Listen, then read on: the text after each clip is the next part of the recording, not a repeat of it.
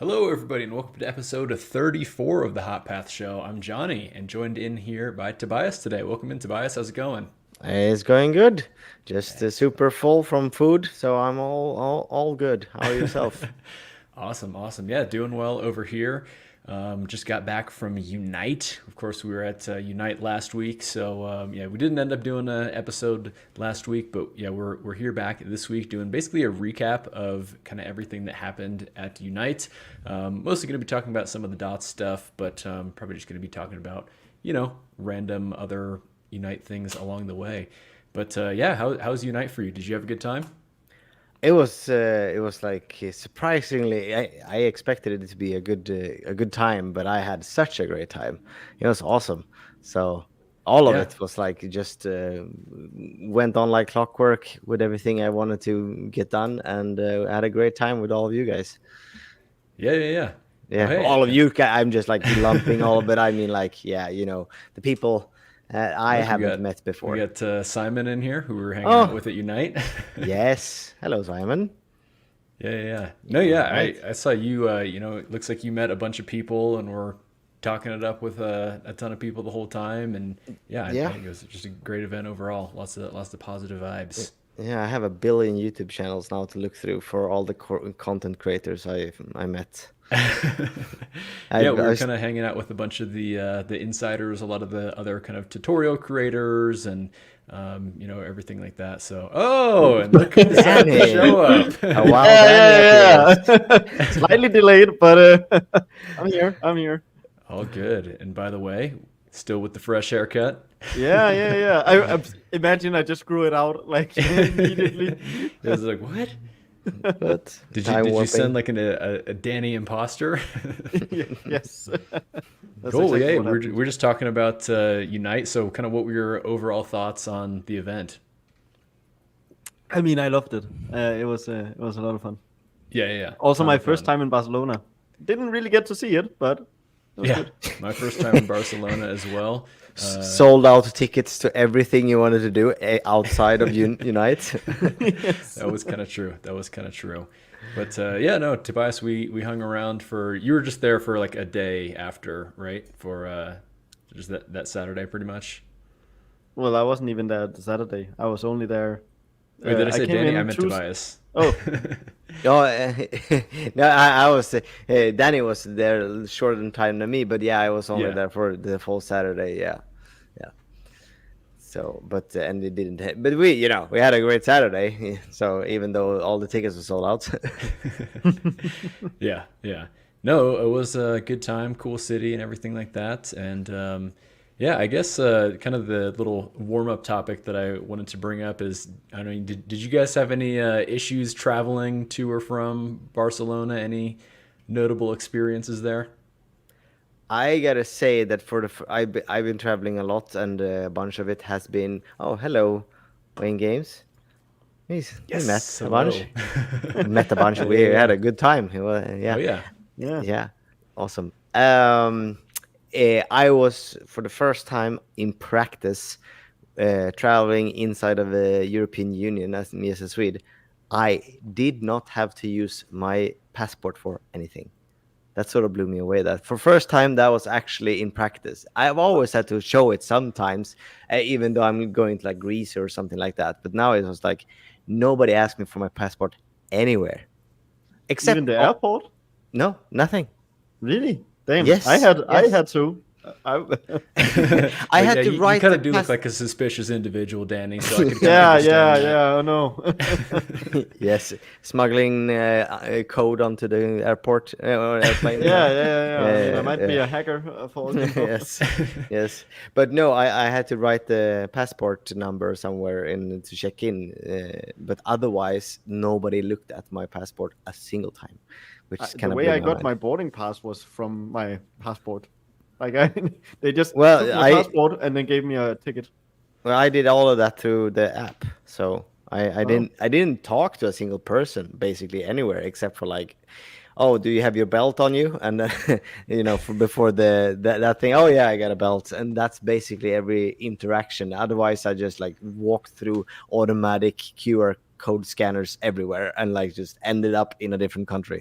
Magic. Oh, damn. Yeah. When I entered back when I took the plane back to Denmark, I also like had to get scans. Like what's it called? The scanner started beeping, and the first thing the guy was like, "Okay, I guess I need to scan you." And then he had like a warm, I don't know what it was, thing that he had to like scan my entire body. Like it had to touch my body, and then like touch my hands, and then Yeah. What on was it, both like a sides. paste? They like check for like explosive materials and I stuff, and yeah, it looked like something like that. Yes. It was very odd. they check Yes. for residue of object-oriented code. Yes. Yes. It's very Yeah. explosive. Might throw Very an explosive. exception. Yes. And very Well, crash prone. glad to hear that you guys had a rather easy time traveling Oh, around, yeah. because I had a interesting experience coming back into the country. Oh. So yeah, basically, so I came back, landed in Chicago, and then like was supposed to have another flight from Chicago back to my hometown, and then ended up being like a massive line for customs to like get through. So it took like an hour, almost an hour and a half to go through this line, like wait in there. Okay. So I finally get up to the front, and I'm like cutting it close on time at this point, because I was not expecting the customs line to be this like insanely long, right? Yeah. And like with my layover, I should have had, you know, plenty of time or whatever to catch the flight. And actually the flight ended up being a little delayed leaving Barcelona, so it was like really starting to cut it close as I got to the you know, border agent or whatever. And then so, you know, they're checking out my passport, and the lady just goes, "Have you ever had problems like getting back into the country before?" I'm like, "Oh no, I know where this is going," because so I don't have a criminal record. What I do have is a very common name. And Oh. so I have the same name and birth date as a convicted felon. And Ooh. I heard Spicy. you mention this before, actually. yeah. So yeah. This actually ended up being a problem when I was like applying for housing, because like they did just a quick background check where they just did, you know, database query, match name and birth date. And then, you know, I kind of get flagged for that. So yeah. So anyways, I haven't had any issues getting back into the country before. Like they pretty much can just like see that it's like, you know, some guy who's like a foot shorter than me, like different skin color, hair color, everything, different weight. Like it's all very obvious that that's not me, right? Or is it? I'm like, Okay, sorry. no, and the guy like lives in a city that I've never even visited and anything like that. So, you know, it can be explained away like very easily. And so like the lady was like, "Yeah, you know, I see this is not you, but like, you know, for this airport, we still have this whole process that we have to go through." So ended up having to get sent to the back room over there. Oh, no. With all the people who got their passports flagged and everything like that. And I mean, I'm explaining to the guys, he's like walking me back. I'm like, my flight is like literally about to board right now. Like, you know, can we hurry this up kind of thing? And then he's like, yeah, you know, this will take a minute or whatever. And then so I ended up being in there for like 20 minutes, and then finally get out. I have to like run to pick up my checked luggage. And then I was like starting to run to like go drop that off again, but like they handed me this like little piece of paper when I got out of because you like get handed the piece of paper when you're going through the border, and then they marked it because they flagged me or whatever. So then I gave it to the guy as I'm like exiting this area, and he's like, "Oh, you know, because you got flagged, you need to go to this other section." Oh no. Jesus So I had to go Christ. back there. And then I have to explain this whole situation to the guy. I'm like, you know, there's this mismatch. It's not me. I'm getting text messages saying my flight is boarding right now. And then he's like, all right, yeah, whatever. And Yeah, then- whatever. And then so he goes into the back, and then he comes back out and he's like, all right, I'm going to need to do a manual search of your bags. So pulls me over to the side, and then we have to search through all my bags, and then it's just basically like clothes and stuff. It's like whatever. So he's like looking through it. The one thing that he stared at the most, which I thought was really funny, the thing he was most intrigued by were my deck of Unity playing tips trading cards. Oh, I actually have a story about that one, but go on with your thing. So he's going through all my bags, and he picks this up, and he's just like staring at this, like reading this whole thing. I'm like, I hope he doesn't ask me about this, because it's like, where do I like start explaining like Yeah, what the that's a Unity tricky one. trading cards is? Yeah. But Maybe he thought it was like a hunk of C4. yeah, right. And then so then so anyways, that finished up. I have to close my bags up and everything, and then leave, and then go to the place where I dropped my bags off, and then the lady scans my bags, and she's like, yeah, like your flight already departed, so we can't. Really? Yeah. So she's like, yeah, you're gonna have to get in line to rebook your flight.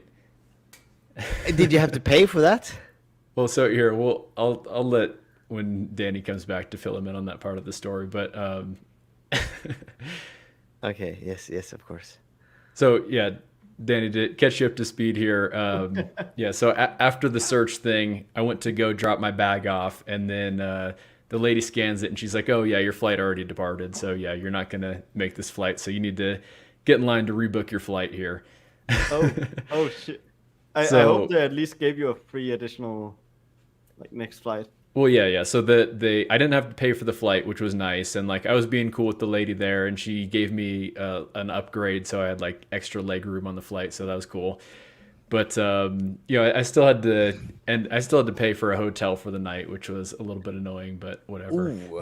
Oh, that can be expensive. Yeah, because I went to the hotel that was like connected to the airport, so it was like, it was really convenient, but it was also way, way overpriced for what it was. But yeah, so ended up just having to spend the night there, and cut the next flight home the first thing in the morning. So all ended up being well. But yeah, it was a crazy day and a half of travel getting back from Barcelona. But yeah, all good. I would have been so mad.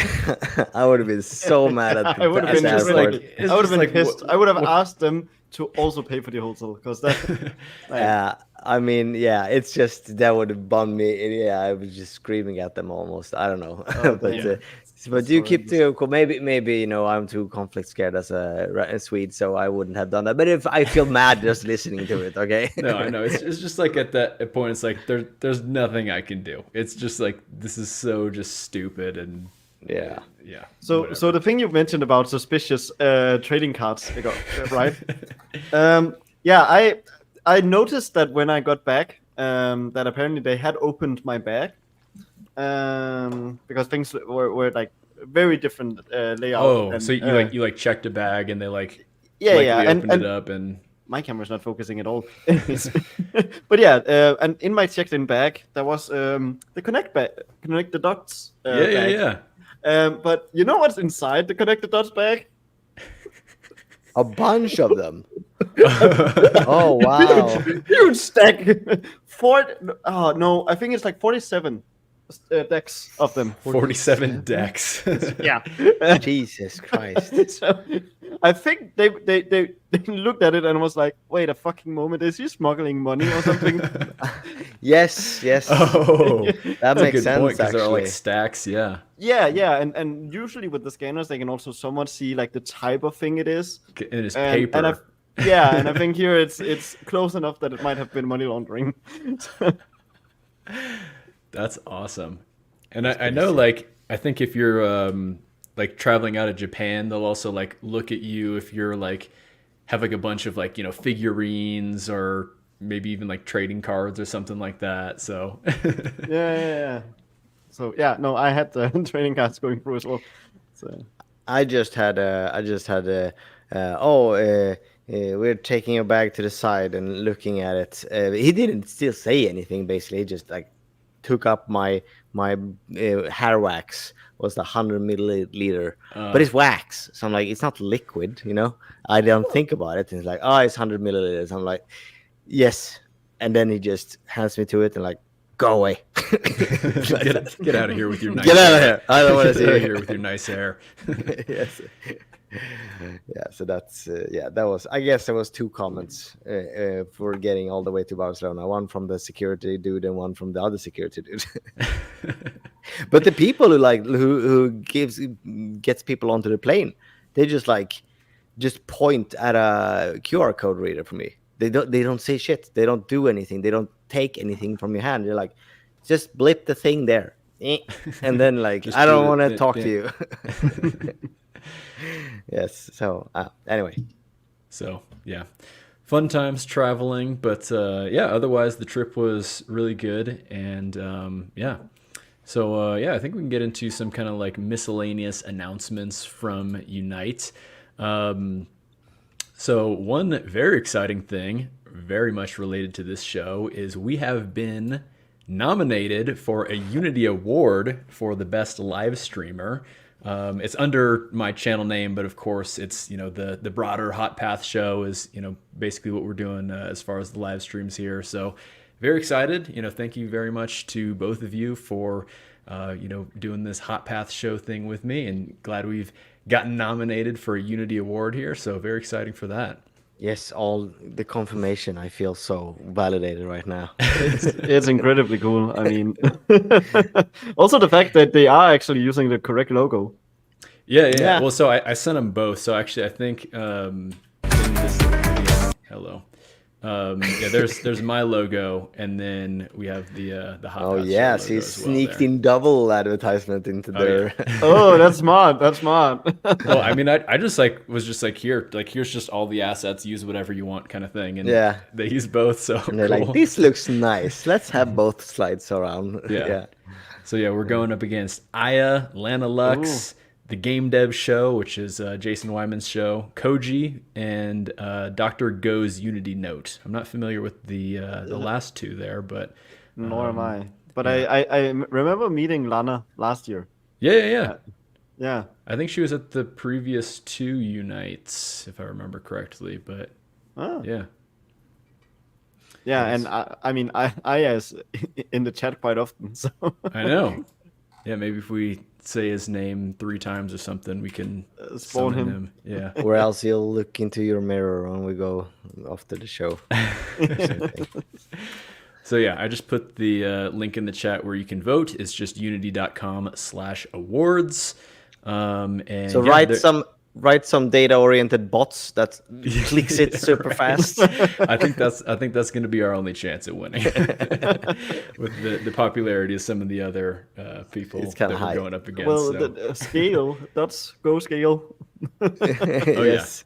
yeah, exactly. But yeah, that's why never mind. we can scale up and be much faster. Yes. But yeah, and yeah, there's other categories of Unity Awards. So there's like game stuff and what else is there? Inspirational, industry. Yeah, there's a bunch of like random categories of different games and Unity types of things, but yeah, and I do see we have some ECS and stuff related questions. I think we can get into some of that stuff later. I will state something about those questions. Okay. I can't go into very specific details Oh, because yeah, I don't yeah, want to yeah. break any NDA. Yeah. And now, Johnny, I will try to be somewhat We're a little vague bit and still screwed. somewhat informative. So Danny, Yes. what is happening in Unity 8? But Johnny, skip the we're a number. little bit screwed here. Also, not screwed. Like we have a little bit of a balance. Oh yeah, in you what guys for got us. extra We info wrote- too. We signed an NDA. Just a little. Just a a little. little. Yeah, I know. It's not the same thing as you, Danny, obviously. But I'm like, I thought about it before the stream. Like, But I can talk about one thing that is now public information, so that's great. yes. Yeah. And yeah, we'll be getting to all that. Basically, again, in today's episode, we're doing just a recap of everything. This talking code. Yeah, basically, we're just going to be doing a recap of everything that was kind of announced and talked about at Unite, especially kind of some of the dots related things. And so, yeah, is definitely some new and exciting stuff coming up that is going to be fun to talk about. But yeah, we just have a couple other quick announcements to get through. Do also want to remind you all that the JetBrains Game Dev Day 2024 is happening this year, October 9th and 10th. So I think the first day it's actually like an in-person kind of event, and then the second day is going to be a all online virtual event where people are going to be giving talks. I'm going to be giving a talk at the event. Let me see if we have mine here. I think, am I the last talk of the day? Maybe. So I called it "Why Dots is Unity's Silver Bullet." I actually got an ad for this event earlier today. Oh, no way. Yeah, no, Damn. like we're talking an hour ago, roughly speaking. I got an ad for this event by Matt Ellis. Oh, yeah, Saturday okay. Brains. Yeah, so That's very funny. this is very on point. Yeah, but yeah, it's a completely free event. I know last year they were like streaming it on their YouTube channel, but I would still recommend registering for it so you can kind of get like email reminders or whatever for when the event actually happens. But yeah, I again in my talk kind of want to talk about basically why I think Dots is so important to Unity, because I do think it really is kind of the one of the main features that really separates it out from any other like full featured game engine that's comparable to Unity. And really glad that Unity is continuing to put more resources into Dots and get it more integrated into the engine, which we're going to be talking about a little bit later today.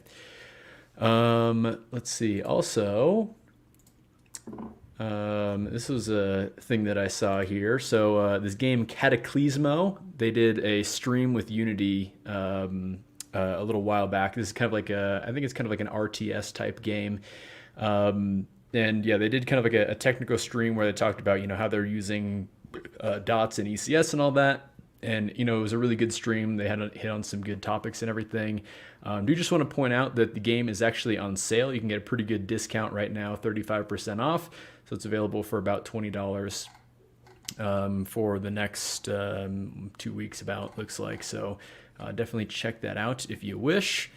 And then also did come across the Cinti Studios is having a big Humble Bundle going on right now where you can get 23 items for $25.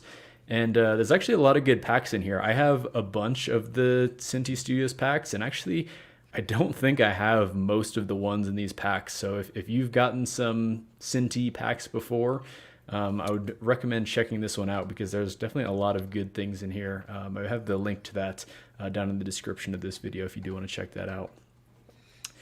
So yeah, so those are kind of some of the random miscellaneous announcements that I have. And do just want to remind you all that you can support us over on Patreon as well as through YouTube memberships, just with the join button right down there. And I should have the Patreon link down in the description. It's just patreon.com/turbomakesgames. And over there, we have a bunch of extra bonuses for, bonus videos, Q&A videos, and things like that. So I think I'm going to be doing a little bit of a kind of Unite vlog, a little bit of a behind the scenes for the bonus video this month. And then earlier today, I just put up a prompt for Q&A. So if you're at the L2 cash support tier or up, then you can have access to that Q&A where you can basically ask me any questions about game dev or just kind of whatever. So yeah, with that, I think we can kind of get into our Unite recap here. So yeah, I was kind of just wanted to go through this a little bit, I guess kind of sequentially of how things kind of played out. So the first part of Unite that was kind of like had some dots related things was the keynote, which kind of kicked off the event. And so yeah, there were a couple interesting dots related things in here. So the first one is this time ghost thing here. So you may have seen this. Unity posted, they have their kind of like new cinematic, and let me just go ahead and kind of pull it. So, okay, am I still here? Yes. Okay, my screen's just like all went black, and the StreamYard Ghost. one is like still completely gone. I don't see anything. Well, you're Okay. still completely here. That's Your camera is here and everything. This is really strange. Maybe you need to go in and out. Or out and in, I mean, in and out. I mean, it's like the browser just kind of like almost completely crashed. Yeah, let me see if I can do like literally the whole browser window is completely black, so I don't even know how to like close it. Here, I'll come back. You come back. All right. We'll keep things going. Keep it going. Yes. Look here, Danny. What is up there? Flycatcher. I have so Oh, many flies. It's stupid. Oh my god. They've been like going on the screen, and now I put one right here. So maybe I will be able to stream without flies fucking being everywhere. that is very Hello. smart. I just have Hello. a dumb cat. That is why I'm running everywhere all the time right now. Yeah, the time ghost got me. Yeah. Oh yeah. Uh, But yeah, as I was trying to do, let's see if I can do this time. We'll do this and keynote. Do. Cue the next crash. Right. So yeah, this is they called it Time Ghost. They posted it up on their YouTube channel, and so yeah, it's the new kind of cinematic trailer. And Tobias and I, we actually went to kind of like a technical breakdown talk where they were talking about kind of some of the tech that went into this.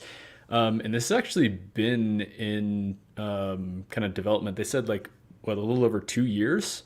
Yeah, more than 2 years, and they're like, did they Yeah. say like 30 people?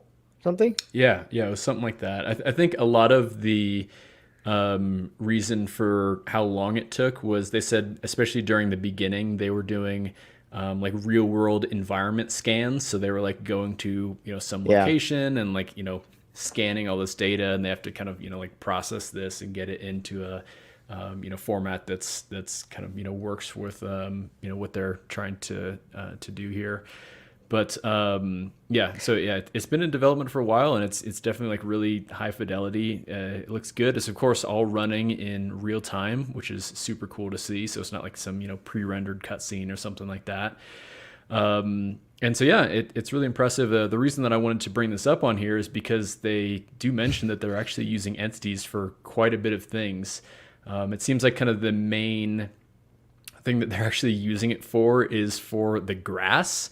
So they said that they have, I think, like 12 million blades of grass. About 500,000 of those blades of grass are actual entities, and the rest are just kind of like imposters, essentially just kind of little gifs or something playing in the background to simulate grass, basically. But I think for like all the close up ones, they're actually used ECS entities. It seemed like the main kind of reason that they did that, at least this is kind of what I got from the technical talk, is that the grass kind of like has its own collision on it, so that when the people are kind of like running over, that the grass kind of like folds down and kind of like reacts in those kind of real time ways. But yeah, Tobias, I know because we were both at that technical talk together. Is that kind of what you were gathering is kind of their main use of entities for this Time Ghost demo? I mean, I think it's a little bit too broad of a statement. I think like, oh yeah, we use it for collision or something. Like, I feel like this requires so much custom. It's a custom solution. Well, obviously, it's well, still I Unity. can actually tell a bit about that because Okay. All right, Please let's do. hear it, yeah. I actually opened the project this week. Oh, cool. Oh, Yeah, so I had it running on my machine. It's a big ass project, I can tell you that much. I could imagine. It took a while to start running on my machine. I don't know if I can say how much, but it's quite big. Either way, it seems that they have like 6-ish bakers, and then they so for actually offering the grass, it's like they have point clouds, and those point clouds they can like use an editor tool in order to turn it into a point cloud asset, and that point cloud asset is a collection of a bunch of prefabs that tool also created. Those collections of prefabs are all used as imposters for the imposter system or whatever they call it, which is a combination of a baker creating a bunch of blob assets for all the section sizes and positions like all the sizes and positions and rotations of each grass inside a section, and then every entity is one section.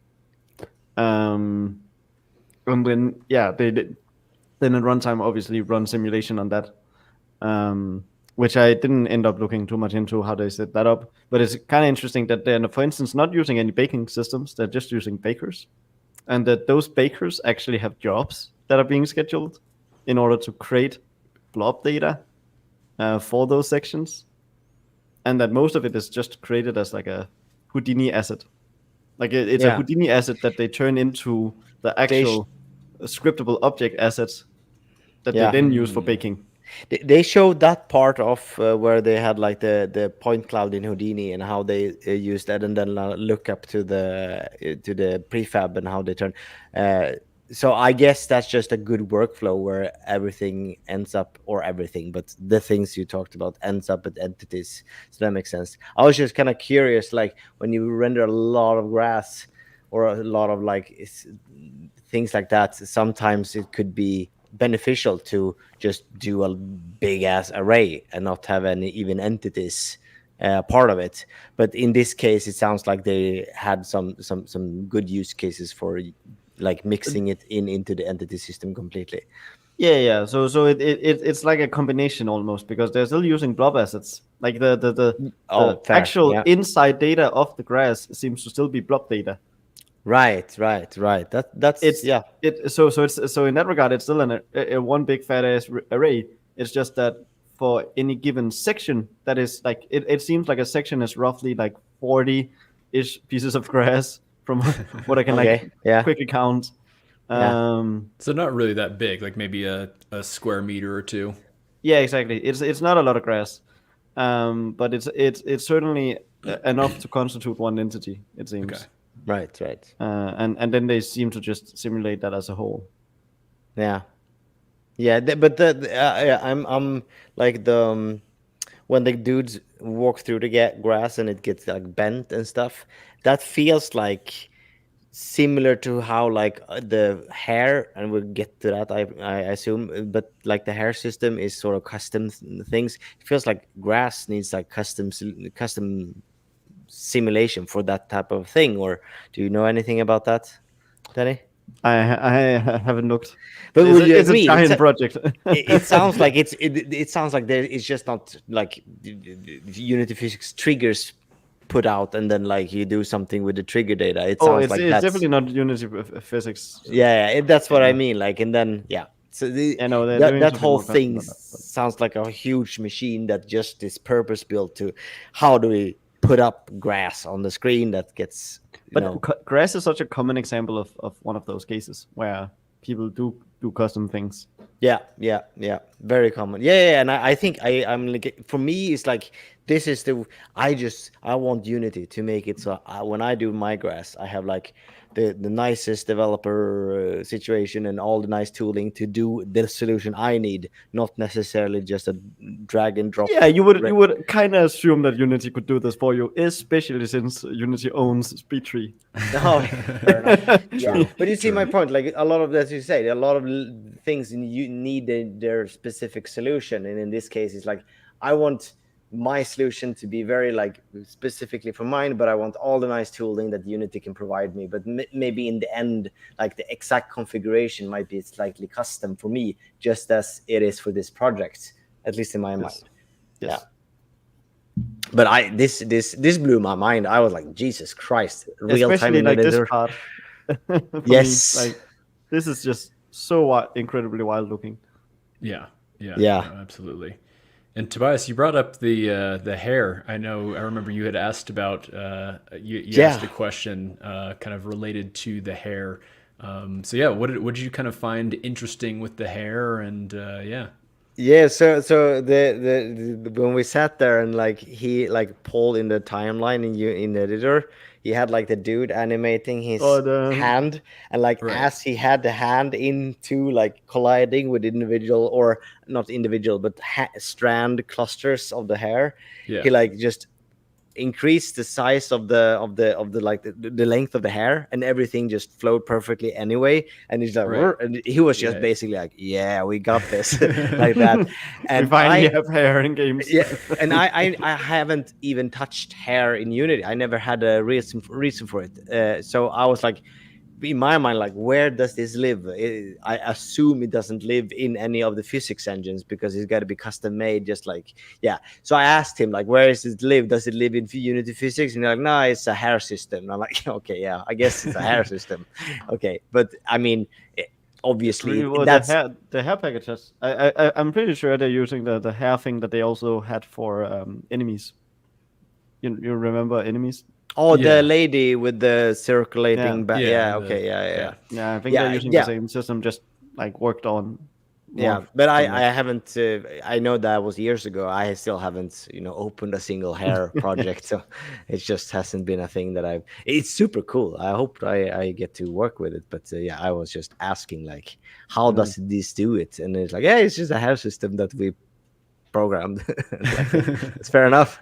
But yeah, Johnny. You also, like, we just looked at each other when he pulled the hair and made it longer than, like, he just like did the animation back and forth, like, Jesus. Yeah, because it was just like, yeah, he was just like changing properties about the hair and then just basically playing back that same animation of him like moving his hand through the hair. And, the hair was, of course, changing and reacting differently, and just in that real time, which was pretty amazing.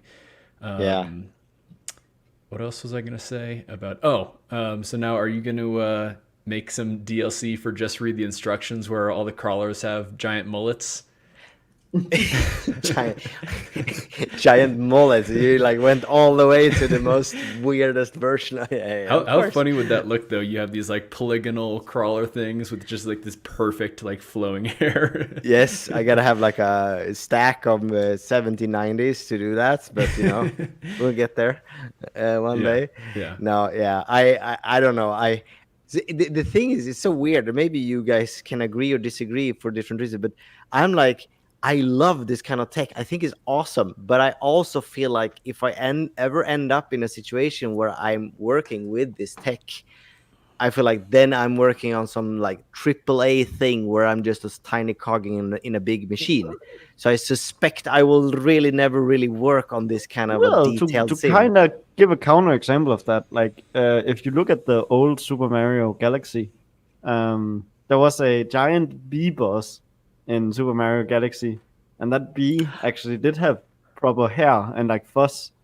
It just they used an older technique, which is like to basically just stack on layers of opaque texturing with alpha clipping.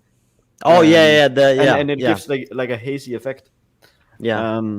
But that's an example of a cartoon style game where it still ends up being but hair. Yeah, and like hair in low fidelity games or games that are like more indie type of thing probably has hair. But my point was like that level of like crazy high quality AAA hair, like I don't expect to ever be working on that in the way what I'm consulting on.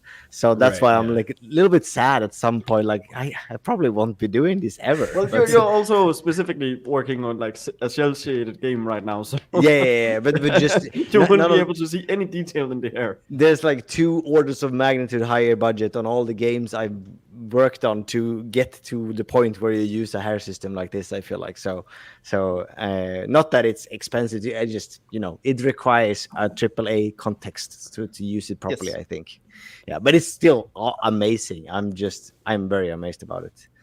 Yeah. And actually, one other thing that I did want to mention on Time Ghost, and this is not necessarily like a ECS related thing or anything like that, but it is they showcased a really great use of how they used AI, and they actually did for basically all the kind of like wrinkles in the clothing as the characters kind of moving around. You see, as the character kind of like bends their arm, all the clothing kind of like like wrinkles up in different ways and everything like that.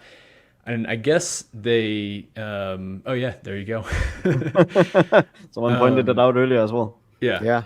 And basically like they said that I think they had some like crazy massive like data set keeping track of like all these clothing deformations and all that, which was just like way too big, and it didn't make sense to kind of like have for the project. But they ended up using Centis to essentially train an AI model to basically come up with these clothing deformations, which you basically needed to have like significantly less memory usage and everything like that. So I thought that was a very clever use of AI personally. Very, very clever. Yeah, yeah. Self-colliding cloth is like it's like amazingly hard to just pull off in any way, and it's especially with like different kind of materials with stretchiness. So this is super super cool. I also just want to point out before maybe we're not moving on yet, but when the dude runs, if you in the fog and everything, when the dude runs, the only thing that stood out to me was like when the dude falls into the crack here, somewhere here. Look when he right. Okay, next one, I guess. He like falls into the end of a crack and he just clips through the ground. If you like, come on, yeah. That right there, gone. That was the only thing. Like, oh wow, you don't. It's just gone. Yeah, you would think that like just based off of where that looks like that clip. I mean, we'd have to like look at the project to see what's actually happening. But like from the angle it is like that where that cliff is, you'd expect the guy to like ragdoll and bounce off of it. Exactly. Or something. And I actually saw that exact frame or that sequence with all the geometry without the fog. Let's go frame by frame on this here. Yes. I saw it in the project when he showed it on the walkthrough, and it was like basically the model just fell through. It just like it's like I mean, it's just kind of hard to see because like that cliff part is like kind of off screen when like he actually falls, but like it looks like his body is over where it would be, right? Yeah, something like that. It's just a little bit funny to me that looks a little weird, but I think I recall it being fine, like physically speaking. I think they like just there was a space in the between the rocks where he fell through, I guess. Yeah, I think something like that. Yeah, we'll give him the benefit of the doubt and say it's probably more of just a visual trick rather than. But at some point, you guys can dig into it. So... Yeah. You just need you just gotta buy a new SSD first, I guess. Yeah. And a 4090. Yes, and like just let it chug on that to import it for like 2 days, I guess. I can say it was painful to try the project out on my 3080. Oh, and I have a 3070, so I'm just I'm gonna. Oh, here we have the deformation. Here's the mesh deformations here. So. Yeah, I was gonna see. Oh, available October 17th on the Unity Asset Store. Oh, so that's not long. That's like I think October 17th. Is that also when Unity 6 is out? Wasn't it like wasn't it like 16 or something? I feel like it was like a day before. Okay, sometime around then. Yeah. So yeah. Shout out Time Ghost. Tobias will start with the hair once he loses his. Yes. I have you tell you that you inherit your granddad's hair from your mother's side, and he passed away with a full set of hair, so I'm gonna have mine forever. There you go. Right. Yes. Well, both my grandparents had theirs, so I think I'm set. Yes. All right. All right. So by the way, shout out to Walter and Potato Finch, both people we were seeing at Unite. Yeah. So very cool there. Hello, people. So yeah, moving on to the next thing that I wanted to talk about, also in the Unite keynote. So this was this game, Den of Wolves. And the CEO actually talks about it in the start, like. That they're using dots. So here, I'll bring up the portion here because I think this is just kind of funny. Dots, and make everything else on the CPU as performant as we could. The first part means Unit 6 HDRP, and the second means dots. Sadly, I can't reveal too much about the game and how we're leveraging dots today. My PR team would kill me. But what I can... So that's all they had to say on dots. Yes. But yeah, sounds like they are using dots in the project, and the way that they phrased that was just kind of like interesting, where it's like, I wonder if they're like using dots in some really interesting ways that maybe like tie into the game somehow. Yeah, my mouth is sealed, but I actually know the truth there. Oh. I won't say anything. They would kill me. I was gonna guess that like it's under development and they can talk about it generally, but that's just this technique used. But if by the smirk on Danny, I think I'm wrong. There probably is some a little bit more unique, unique way there. So I guess we just have to find out. Yeah. Which honestly makes me very happy that I'm wrong, and I would love to see some unique way to do this interestingly things that we haven't seen before, maybe. Yeah. Oh yeah. But yeah, no, it looks like a cool game, and it's an established studio, and yeah, it's cool to see that they're using dots, and very eager to see how they are going to be using it going forward. So yeah, I don't think I really have much more to say on that. Do either of you guys have anything to say on this? No, just that Swedish studio. Woohoo! Oh, yeah. another And one. I've actually been to their office not that long ago. I have a shirt for Den of Wolves. Okay. Yeah. I slightly know two of the people who work there a little bit. Oh, nice. But far. Yeah, I'm sure you've probably met them at the Swedish Game Conference or something like that. Yeah, or at just random places where you just end up with a lot of game developers if you go to the average places where they hang out when you're in different cities. You're like, oh, that's that dude who worked on Battlefield, and you're like, oh, nice, Danny. Yeah. Here, show it again. Nice.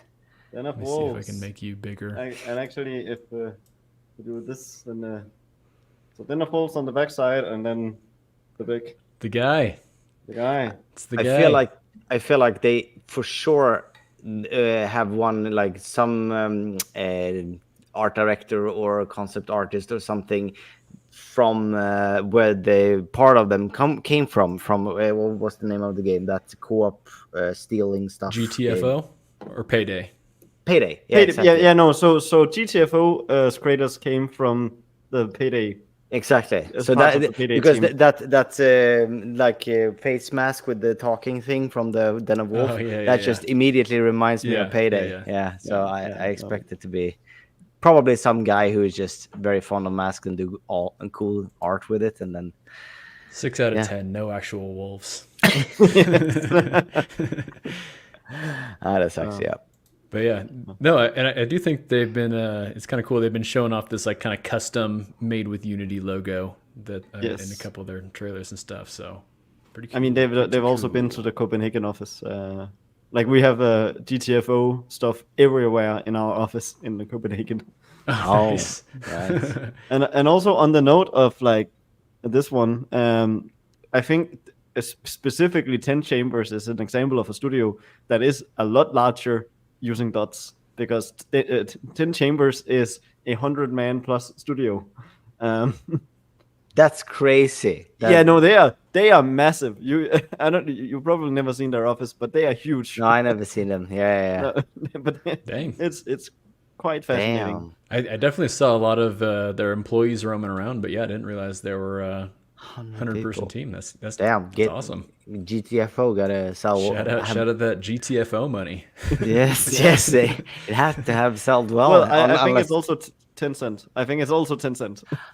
Yeah. Of course, it's So- 10 cents. so- Yeah. It's not 10 cent. It's Well, level I don't want infinite.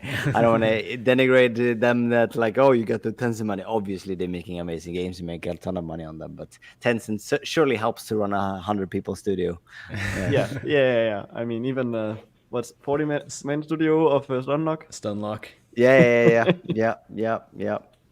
I remember when there was not yet official, and like some dude at some paper in Sweden, some industry paper, had like oh, there's a deal between Tencent and Stanlock Studios, and like I walked into the office, and like that was 2 days after I had ended my time at Stanlock, and talked, and like and our the chief economic officer, whatever, he like, oh, this is happening, but I can't confirm it. So this is what's going on with Stanlock, probably. And I'm like, I just left yesterday. I think my NDA still stands.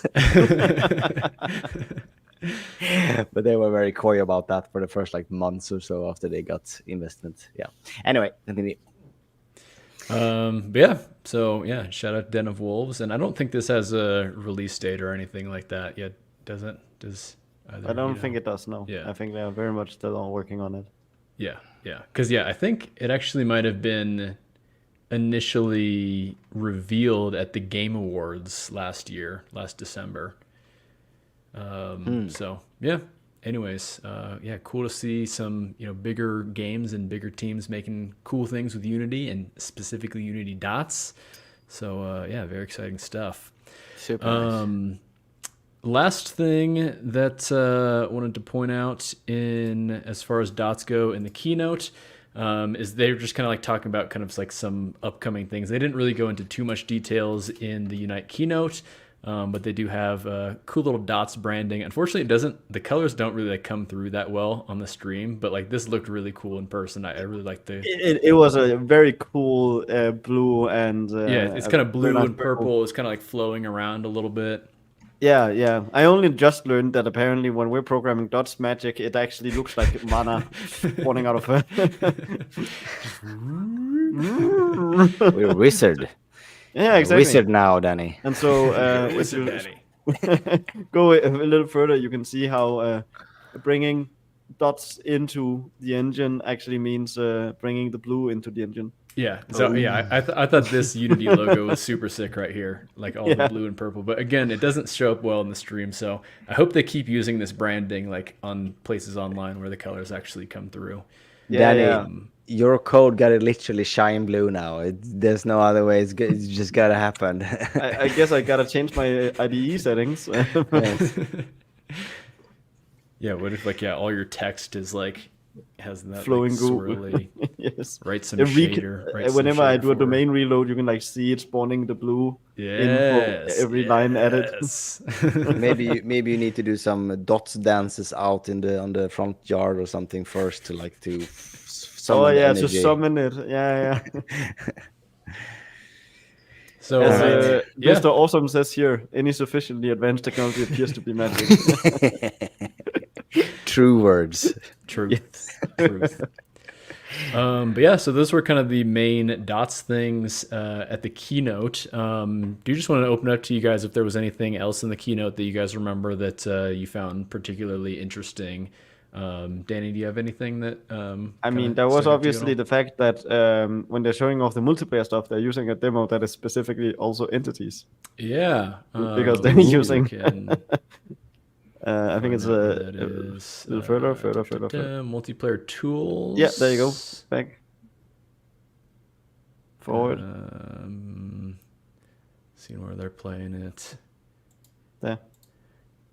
Because that's a game that I think we are all familiar with. Mega City Metro. Mega City Metro. Yeah.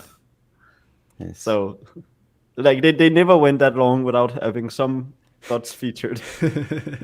It's true. That's true. Tobias, was there anything else that stuck out to you as far as just anything in the keynote at all? Yeah, there was one thing that I'm excited about but scared about, because I am maybe slightly sometimes pessimistic about stuff. I'm like, how much issues are this going to introduce? Or maybe not issues like in broken things, just like that affects your workflow or something. So the async loading of assets, so you can like start with the project earlier that they showed somewhere. I don't know exactly where it was on the I think it's this part right here. Yeah, exactly. So like, because I've been working on the project software which has had a lot of loading times, and like that maybe would have helped a little bit with that, but maybe it's not really relevant for that. I'm just like, I know sometimes when I'm looking at the completing background tasks thing, and I'm like, ooh, do I dare to press play anyway? Like what's actually going on there is a little bit diffuse sometimes, and I'm just hoping, because I really want it to be like work really really well, where you can just start a project and it will just continue loading in stuff while you can get the project compiled, start looking at the code, start reloading code, and it's just still processing like assets like music or whatever. And I really hope it gets stable and good, so I'm super excited about it. I just hope it doesn't like mess with the workflow I'm used to. And so Makes Yeah, sense. it's definitely something we are looking at. yeah, I I'm mean, also partially in on that stuff. So oh, yeah. you're okay. So you're partially Our like, team is fairly close to it. all right. So- When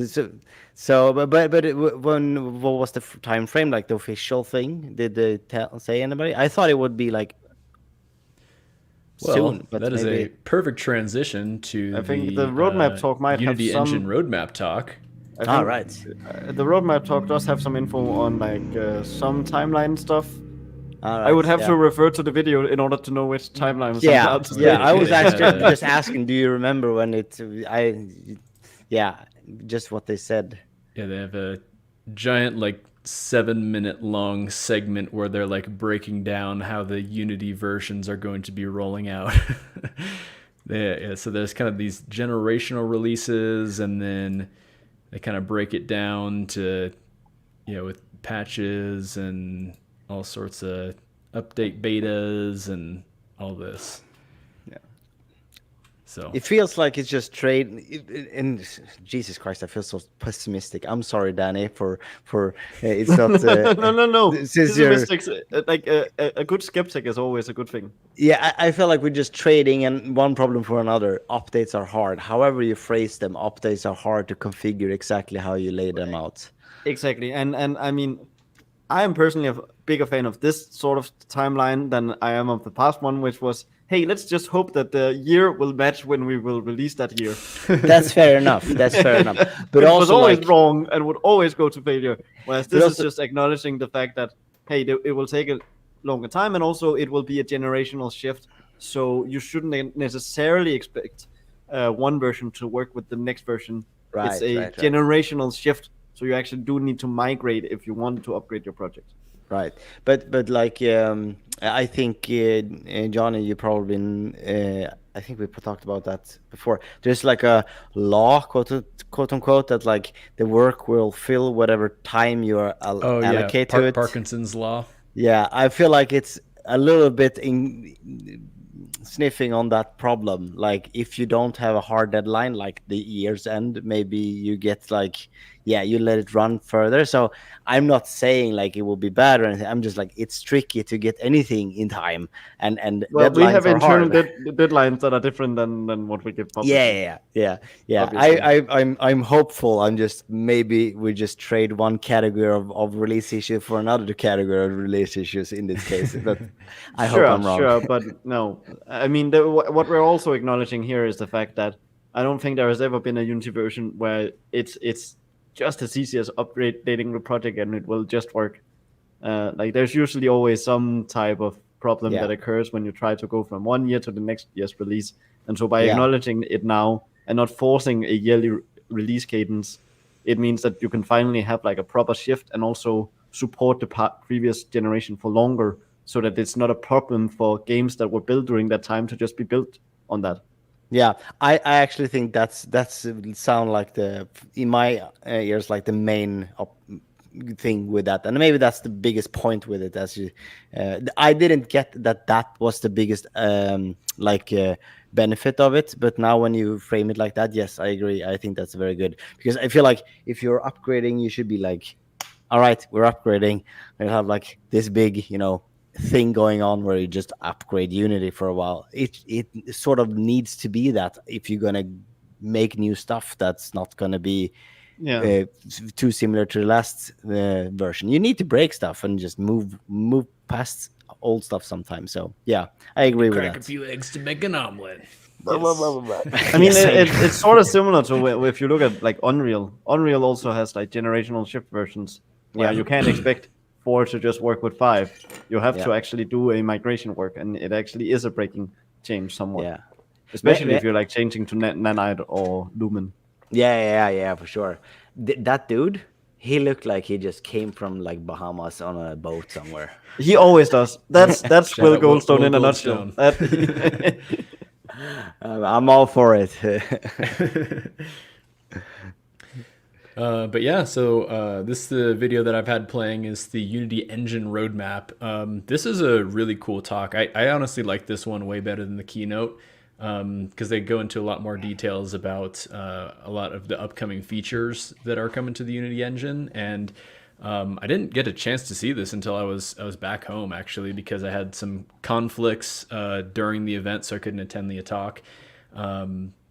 And then, so yeah, I just finally watched this the other day. And as I was watching through, I mean, it's just like, honestly, this it just really made me excited about the future of Unity. There's just a lot of really cool things that they're announcing. And, even the things that are far off that, we don't have a whole lot of concrete details on quite yet.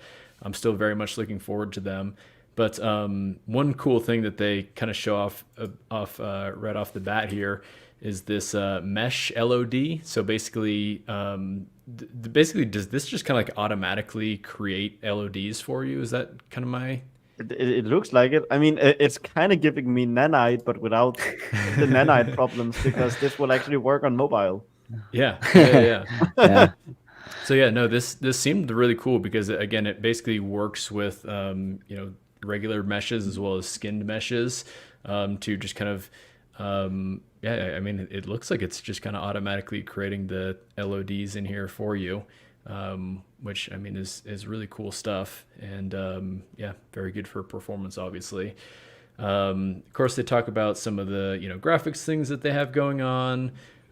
Platforms. It was just kind of interesting to see that they're having additional support for foldable phones where you can like actually get information about kind of like where the hinge is and all those sorts of things. Oh, that could be kind of cool actually. Yeah, you can that's do what I'm some thinking, like- Perspective puzzles at that Exactly. Yeah. Perspective puzzles, or like kind of use it as some kind of game mechanic or something. You can have like you need to pump up a tire. point.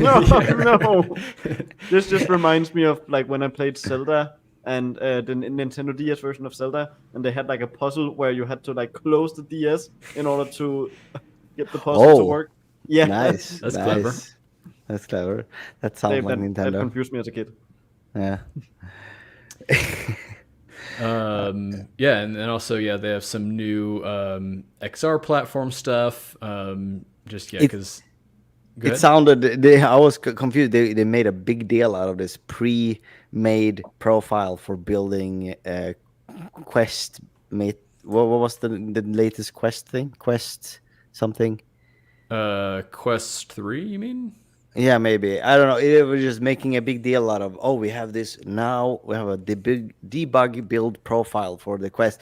I'm like, is that a thing to take on a keynote thing? Well, yeah, just I mean, if you've kind of worked with some of the XR stuff, there's a lot of stuff that's just kind of like all over the place. So from what I understand, that this is just kind of like simplifying that, getting it all kind of into the main build profiles area, because right now things are a little bit kind of scattered about. So that's kind of at least what my interpretation of it was. So I had so easy. It worked so well when I built for my Quest 1.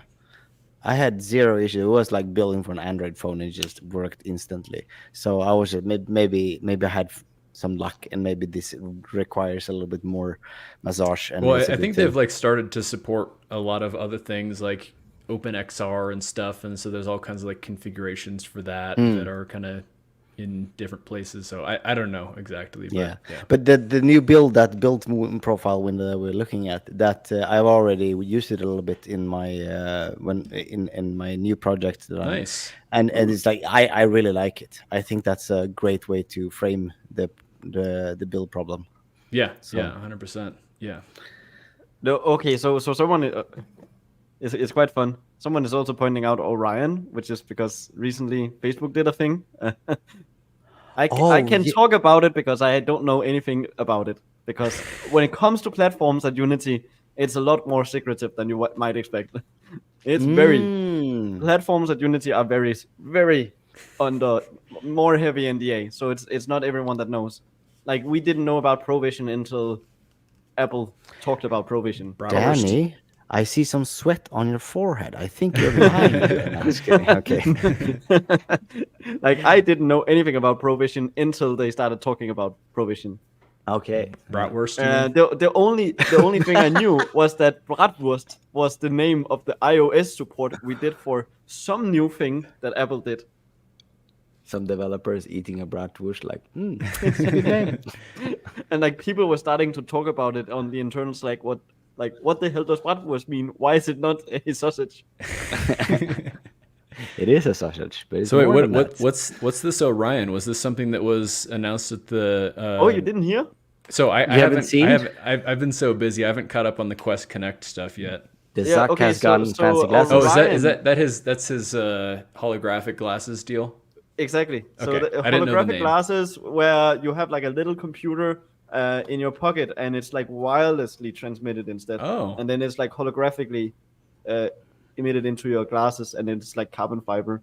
And it should be sort of very stealth and doesn't, it's not heavy on your head. That in the future it will look like XYZ thing that was going on in the very early Oculus times when they're like, oh, VR, and in the future it will just be a piece of glasses, and like it's actually sort of approaching that now.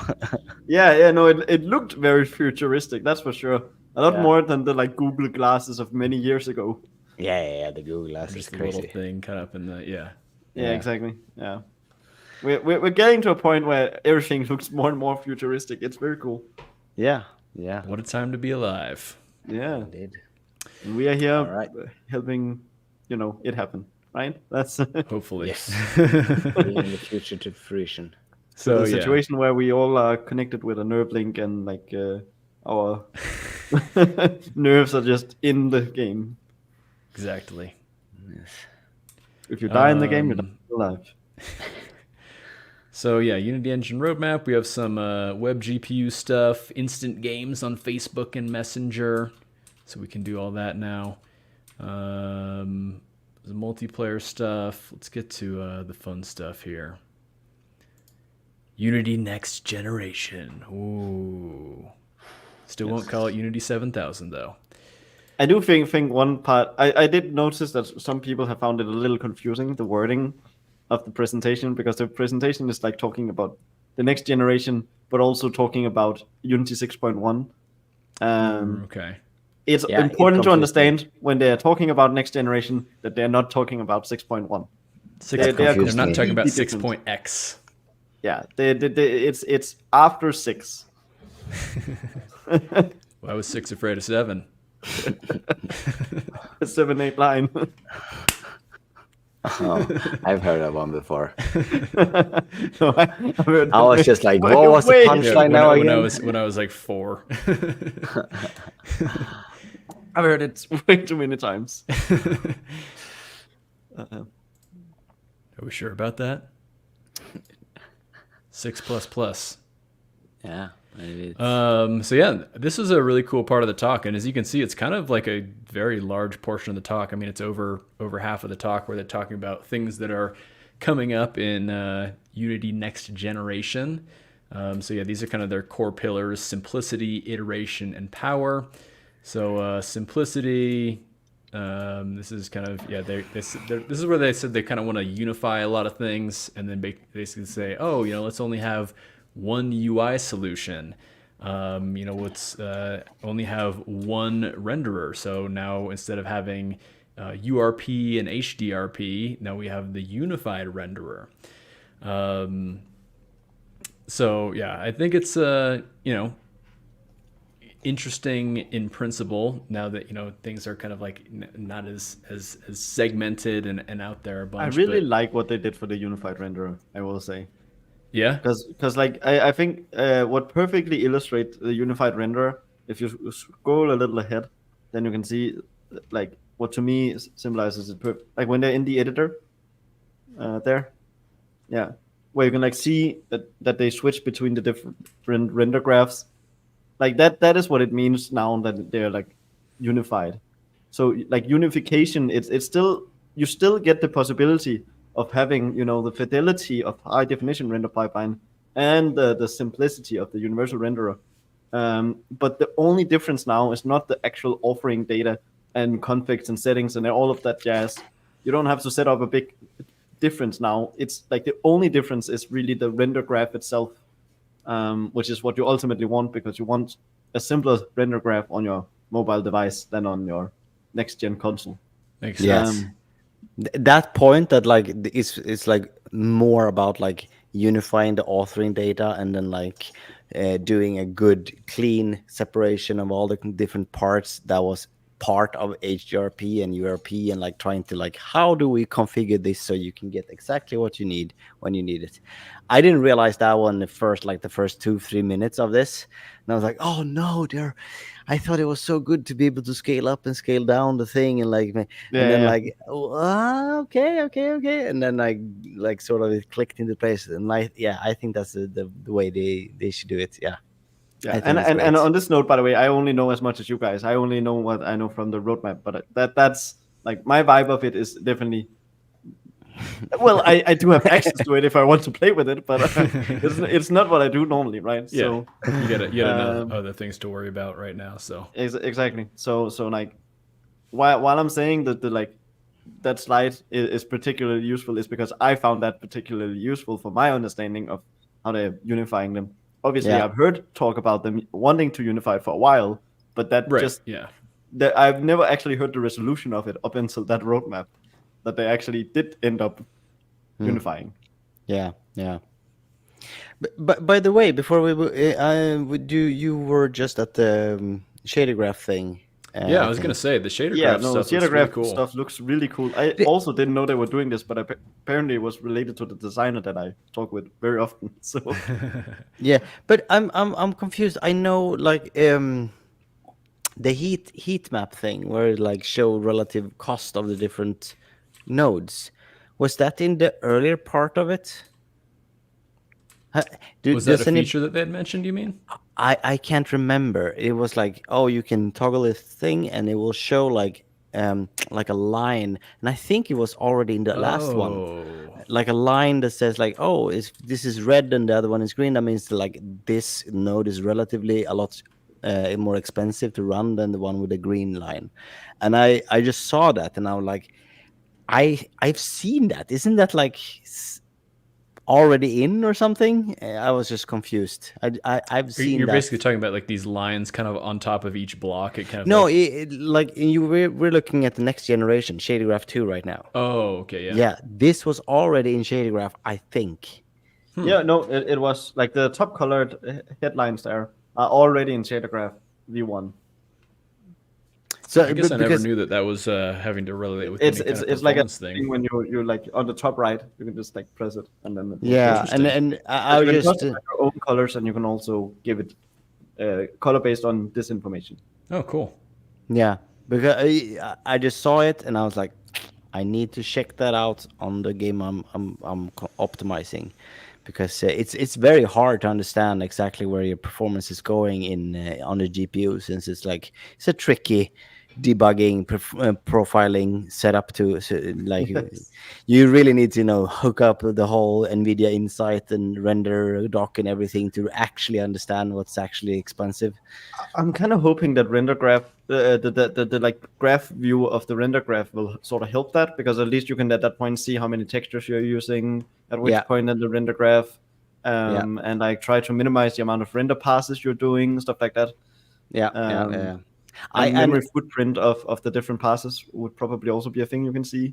I don't know about that. Yeah, for sure. Especially on like low memory units is super important too. Yeah, Exactly. I remember when I profiled Just Read Instructions in like earlier this year, or maybe it was last year, and I was trying to figure out my GPU thing. The only thing I realized I could do to like try to figure out was like go have the game running with everything like on in one nice screen, and then go into like quality settings, or if it was like graphic settings in the project settings, and then like just toggling on and off features and like, okay, Just all right, seeing, that's the yeah. bloom. All right, now we gain 40 FPS. That's like just like, and then just noting down Yeah, seeing everything, what like things have the biggest impact. yes, and like seeing, because like you sort of, sort of, but like actually just like, okay, if I toggle this off, I get this much more performance. And then you get like a matrix, like what's the default settings that everybody should get when they open the game for the first time. It's like very tricky to like figure out what's a good, Right. yeah. Yeah, yeah, yeah. And all information like a heat map of the expensive nodes in complex graphs, that just adds to like information you can use to do good profiling work, I think. So I like that. All right. Yeah. So yeah, the next thing is kind of a big piece of the engine that has been kind of in the works for a while, is this kind of migration to the core CLR. So yeah, basically the idea is like now it's going to be running off of kind of like the newer versions of .NET, and so we'll have access to a lot of those kind of newer APIs that kind of have a lot of performance benefits and ways to kind of avoid high overhead for like the garbage collector or things like that. And I think really another big piece of this is it's to kind of like reduce iteration time, just kind of have faster compilation time. They're also saying I think basically they want to try and get it to where you have your separate assemblies to that your code basically doesn't have to like recompile the whole entire project and all your kind of dependencies. Like basically just kind of during your intermediate domain reloads is just reloading your kind of user code. It's not having to reload everything with Unity's core and some maybe other libraries that you've imported. Maybe there's some custom libraries that you have, or some ones that you just kind of downloaded and imported online. But yeah, a lot of benefits from this. It's again been in the works for a while. Danny, do you have anything kind of you want to say as far as the core CLR migration goes? I mean, I think it's important to state, like, normally the reason that this is so important is that normally the way that the Unity editor works is as soon as you do a domain reload, not only does like that domain reload have to change all the stuff that you changed, but also the engine now have to pick up on the fact and like show extra inspectors. Or our type manager has to now also be aware of those types and their changes, and our type cache has to also do that, and anything that is related to any sort of reflection work definitely has to do it. We also clear out all static variables when we do a domain reload, and so we have to redo all our like caches of those static variables. So like we need to be at a place where when you reload an assembly, you just reload that assembly. And that's what a big part of the domain reload change is going to be, and why we will hopefully see a bunch of performance improvements with Core CLR. Right. Specifically for the editor, that is. Yeah, definitely. Tobias, do you have any comments on any of those potential improvements? I just hope that like if I'm super strict on like enter play mode fast thing. We need to, whenever stuff goes bad with enter play mode fast or something like that, I just fix it. And I hope just like Unity keeps just pushing out all of these kind of updates. Like how do we just increase iteration time, because like the quality of the product is like a direct linear correlation to iteration time. Just that's just it. Like yeah, I mean, I've helped some projects out for some customers where their domain reload takes 20 minutes. Oh, 20 minutes to do a domain reload for a leaf assembly. wow. It's how do you horrible. get anything done? It's... I mean, that's like literally to That's- the point where you like can start doing the math. You're like, okay, I can only compile, like 12 times per day. yes. Yes. That's really crazy. Holy shit. Yes. I mean, I remember my first Unity project, proper like professional one, back in 2014 or 13, and we everything was inside of Unity, and I think we had 1 minute and 40 seconds about And now this can, and that was, we moved out the gameplay engine out of Unity for Battleright because of that, because we wanted faster iteration time. And like I remember thinking like, this is just it's you can't make a game with that sort of iteration time. And 20 minutes, like, what do? You have like a to-do list of everything you need to do before you compile. Like, we can't touch anything that has to do with compile before we just written all these fixes, and then we just test it. You need to have like a like Johnny said, like, oh, we have all these changes queued up for the next compile, and then it's like you pray to the gods, and you like, go and put on coffee, and then you play some ping pong and like all of that, and then you can try whatever the hell you've been making for like 3 hours or something. Yeah, that's insane. Yes. Yeah, I on the current project, they have some issues with a debug menu that doesn't work with the enter fast play mode, whatever. And like, I'm getting super annoyed when I have to wait for more than 10 seconds to get into the game. And then they are streaming on Discord, and they have problems with that, so they toggle off the fast enter play mode option a bunch of times, and then they press play, which is not fair enough. They just want to get things done sometimes. And like, I'm watching the stream there, and they like 35 seconds to go into the game, and I'm like, dude, this is can't do this. And because I can't handle slow reload times. It just botches everything. Yep. Yeah. Oh, and obviously reload is different from entering, but it's sort of the iteration time is just fundamentally what is the issue there. Yeah. No, I mean, for instance, interplay mode options. Like, for me, that's like a must. Like, 100%. Yeah. We have an exception deep into to a UI message loop in TextMesh Pro that gets some sort of exception when we have the enter play mode fast thing turned on, and I can't figure out I'm sure it's not problem with Unity code with the TextMesh Pro. I'm sure there's some reusage of some static variable somewhere where I haven't realized it, but it shows up very, very deep into TextMesh Pro. And I still have the exception just written down somewhere, so I can just, whenever I feel like very annoyed at stuff, need to switch tasks, I just go in, like, just look at the code, like, what is going on? Because it's such a big deal. Like, why isn't this enter play mode fast working for us?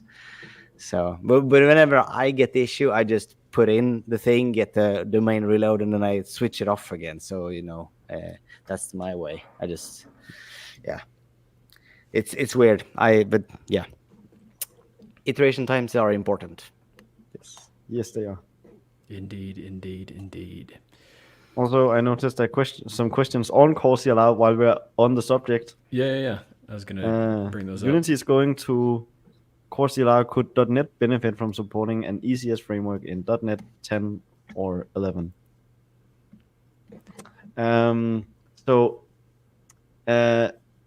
I think the main answer here is obviously that, like, we've talked about iteration time, and I think one of the killers of iteration time, at least, is burst. Like, having burst on, while it is a great benefit for like actually having a fast running game, it's not for iteration time purposes. Like, it definitely slows down iteration time quite significantly. So in that regard, like, CourseCLR is directly going to help with that. As far as like performance is concerned, obviously having burst on is going to be more performant because it is machine code, but it's just not going to have the same iteration time. So if you want good iteration time, that's where CourseCLR really has a pro, even in the ECS case. Right. Awesome. Yeah, and I think I wasn't sure if the question meant like, is kind of like, would .NET benefit from being able to support an ECS framework, but it seems like it's almost just kind of like a separate thing. Like, ECS is just kind of like something that you would create with those tools, and I don't think necessarily there would be any benefit or lack of benefit for supporting or not supporting an ECS framework kind of like natively. It just seems to me that like the purpose of it having the ECS framework is to, kind of give you a framework to, again, do all the kind of ECS benefit things that we, know and love. Yeah. And I mean, a lot of the time, ECS is just about making it simple for you to create a handle to some piece of data. Right. Yeah. That's, I guess, kind of what I was trying to say there. ECS would be great outside of a Unity. Yeah, that totally makes sense. It, but it totally would. I mean, obviously there are other ECS solutions. I know which one I like the most, though. So, what, Odin? Odin doesn't have one. It specifically Oh. won't have one because Bevy?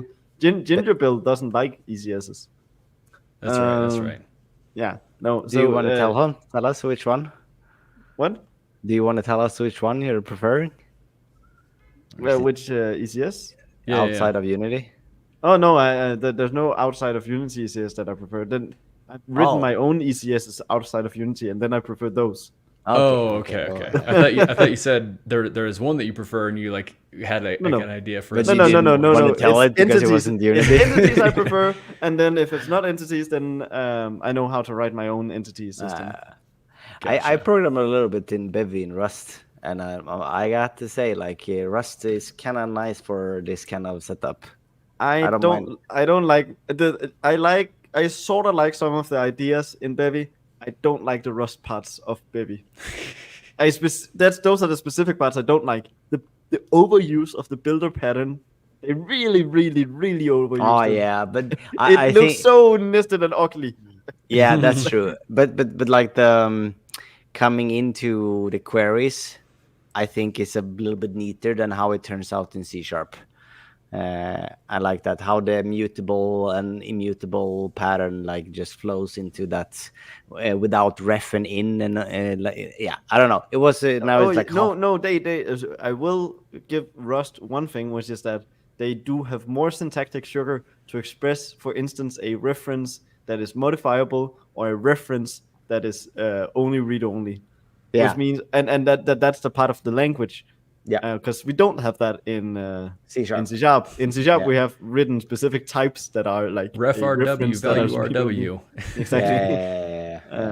So no, they do win there, but there's nothing that stops other languages from having similar concepts, and of course. I think you can express similar stuff in both Odin and SIG, and so I think those languages are still better suited if you want an ECS.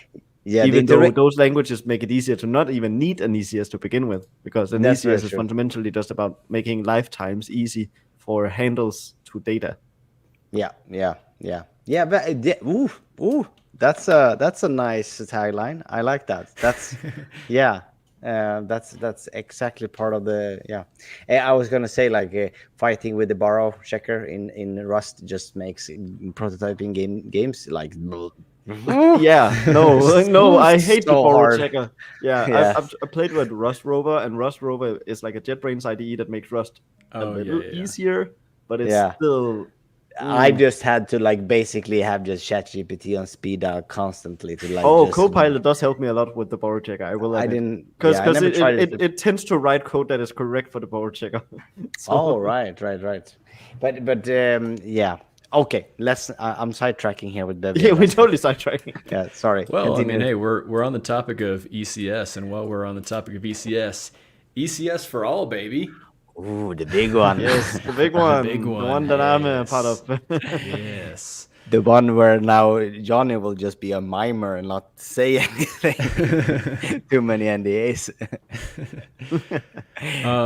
Maybe not. But yeah, so this is our first kind of look into what this ECS for all might kind of look like. They initially announced this at GDC earlier this year, where they basically said that every game object is now also going to have an entity's representation. And we start getting a little bit of a look at kind of what that exactly means. By the way, quick shout outs to Hostile Mars from Big Rook Games, of course developed with ECS, as well as V Rising by Stunlock Studios. Ooh. That's a studio we. Okay, I also know I know all the games on the dot side. Yeah. I don't know what I'm saying here. So yeah, this is kind of talking about what some of the future of ECS is going to look like here, and how this is going to kind of like merge with game objects. So yeah, basically, one of the interesting things that they said is they're kind of like going to be doing away a little bit from what it seems like with kind of the authoring workflow, where we just kind of like can define these components, and basically you can just kind of like add these components as components to whatever object in the editor. So that definitely saves a lot of steps for some easy things. Did they say, are they completely getting rid of the authoring workflow? They've not said anything on that note. Okay. They've only stated this is how, and this is the stuff that's going to work in the future. Yeah, They've not said yeah. anything about like the existing features of entities. Yeah, The only thing I can really say is that they're trying to keep entities users still happy, and that's Yeah, good. Yeah, 'cause getting they're- rid of baking would be very strange to me. Yeah, no, I grow to yeah, like they're- it. there has certainly- been no announcement that we're going to get rid of baking. Yeah. Yoo-hoo. There are certainly a lot of benefits to authoring and baking, because again, it's for simple stuff like this where I just have one component that I'm directly setting. That's awesome that I don't have to create a whole authoring script in Baker for that.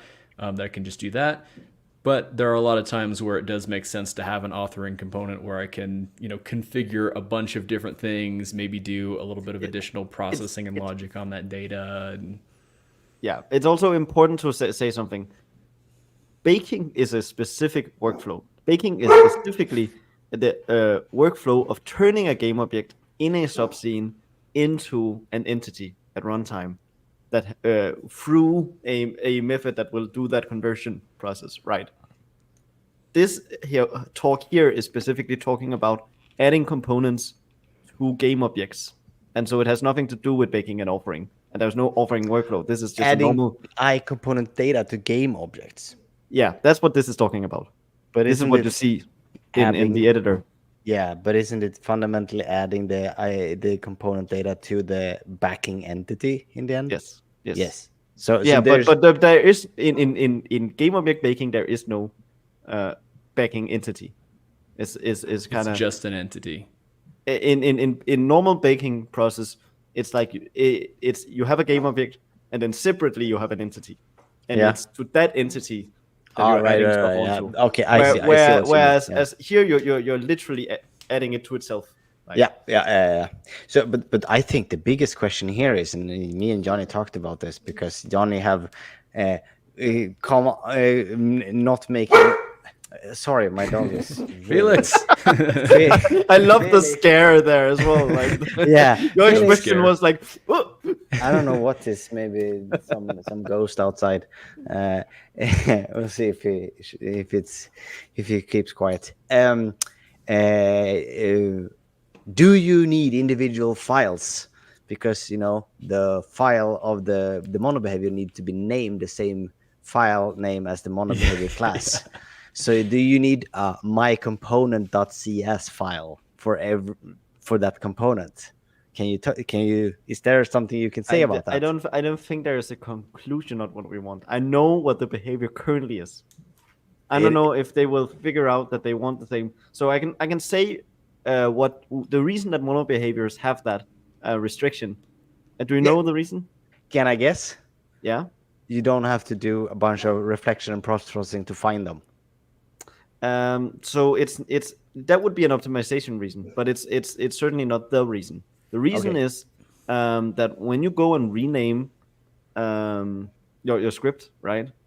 You don't want to now all of a sudden have to like re-reference all your scripts everywhere. Like what game object has a certain component on it. Yeah. So it just uses the like a meta file contains meta the file. ID, the GUID of the asset of Yeah, the but why script. couldn't the So- file inside have a different name? So it's because there has to be a one-to-one mapping between the GUID for the component and the actual type itself. Okay. And since GUID there's only one that GUID makes per script, then it's Yeah.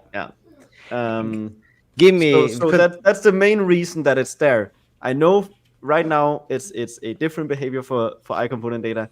I don't know if they want that behavior as well for eye component data, in which case they would have to have that restriction as well. that makes sense. That makes sense. Yeah. Okay, so we'll just have to hope that we don't have to have a billion files lying around. Yes. Give me 30 I seconds. guess we don't necessarily. Oh yeah. But it's specifically only for Okay, game go objects ahead. because they're mapped to an object. It's Well, yeah, and I was gonna say with components, we're not necessarily gonna be doing like references like in the same way we would with mono behaviors, right? exactly. So on a game object, normally you reference the object. It's the script itself, right? Yeah. Whereas in the entities workflows that we are at least used to working with today in entities is you either have it referenced through a baker or you have it referenced through like an entity manager sort of thing. And in both of those cases, you have it referenced in code, and those are text-based, and they don't depend on the GUID. And so therefore that works. It's only a problem because you have a scene, and the scene contains a game object, and that game object contains a bunch of components, and that component has to reference a GUID. So we'll see what it turns into. Makes sense. So yeah, this is one of the interesting things that they were showing here, and then they're also kind of saying how now that everything is kind of essentially going to be an entity, we kind of have the benefits of the memory organization for entities, of course.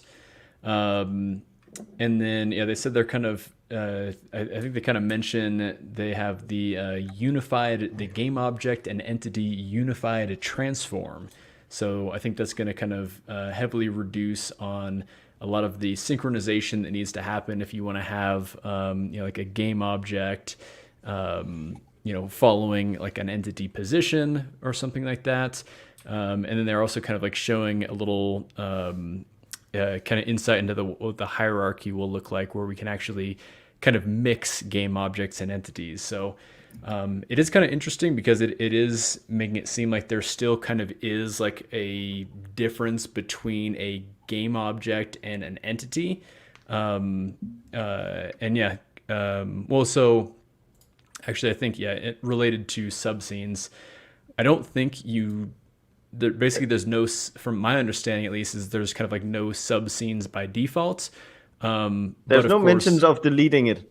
Yes, This is like this is specifically talking like, about not needing subscenes in order to do game object. Right. Yeah. So this is showing we don't need subscenes, but I think as we've talked about in the past, there are still absolutely a lot of benefits for having subscenes. And like you said, you guys aren't trying to piss off existing entities users. So Yes. Read into that how you wish. But a lot of these changes are coming from the entities team, not from above. Good to know. Awesome. So there is kind of like basically this kind of mixing of having game objects and entities. So this will be a lot easier to do, if you want to have like a camera following a specific entity, kind of like how in the old school, you could have like the main camera like as a child of that entity or whatever with just an offset. Now you can kind of like actually go back to do that again, like have a main camera as like the child of an entity. There is kind of this mixing of that, which is kind of nice, I think. Tobias, do you have any kind of comments on this kind of intermingling of game objects and entities? Our first kind of look at maybe what this unified transform is going to be like. It's giving me a slight headache thinking about it, but I'm very. It's a technical fun situation. But I'm like, if Unity is trying to do it, I honestly just trust that they will figure it out. But I'm a little bit afraid of the transitional time, like what the hell is going to happen halfway through this. But other than that, I'm like, yeah, all right, let's do it. I like ECS. Let's just shove it down the throat of everybody else too. Yes. Exactly. Entities for all, baby. Yes. By the way, there's a fox probably around my house. That's why Felix was like Oh, super anxious and started. Guard dog mode. Yes, and my other half is outside and peeing him now, so he gets a little bit more calm. just do the classic. What's it called? Dora the Explorer. May not snitch or whatever the English version of that. I don't think Swiper? I've seen enough of Yeah, that, to swipe be or no honest. swipe. I am lost. I'm sorry. I've Wait, only Danny, seen what did like you call it? So in Danish it's hugge må ikke hugge. But Stop. yes. Swipe or no swiping. Yeah, someone has it in chat. Thank you for helping me out here. That's the English one. But that's I a have fox, no and idea. it's not supposed to do any snatching. And Okay. yes, Isn't it snitching? snitching? I have no idea. Never It's mind. Hugo må ikke hugge, which means Hugo is a name, and he may not take stuff. Hugge is to take stuff. I mean, some say Danish and Swedish is related languages, but I doubt it, to be honest. Tobias is like, I don't want any part of that. What do you No, mean? We talk both Scandinavian. Yes. Well, yeah. You know that Star Trek meme where like, do you know each other? And like when one is saying yes, and I'm like, no, I never. I feel like that's like Danish and Sweden on equal size. Do you know which Yeah. meme I mean, Johnny? What? The meme with the Star Trek when it's like two dudes and somebody asks like, do you know each other? And one of the person says yes, and the other one's like, no, I have no idea who that is. I don't No, know. okay, I don't never know. mind. I Okay, don't think I'm Kind of good like at that the- situation. Yes, I'm good at derailing this. Continue on. No, but just on a note of Yeah, derailing, yeah. someone did ask, Danny, what language did Dora teach you? Which I do find interesting. Dora teaches English in the Danish. No Dora the way. Explorer. So she's teaching Spanish originally, right? Yeah, in the American version, yeah. Okay. Yeah. Which is yeah. why she looks the way she does. But in Yes. she teaches English. That's so funny.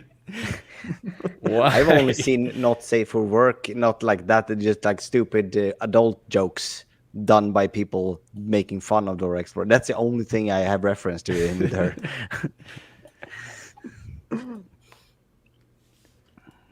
I wonder if Hilarious. it's the same in both Sweden and like the Netherlands. I guess Walter, you can answer for the Netherlands.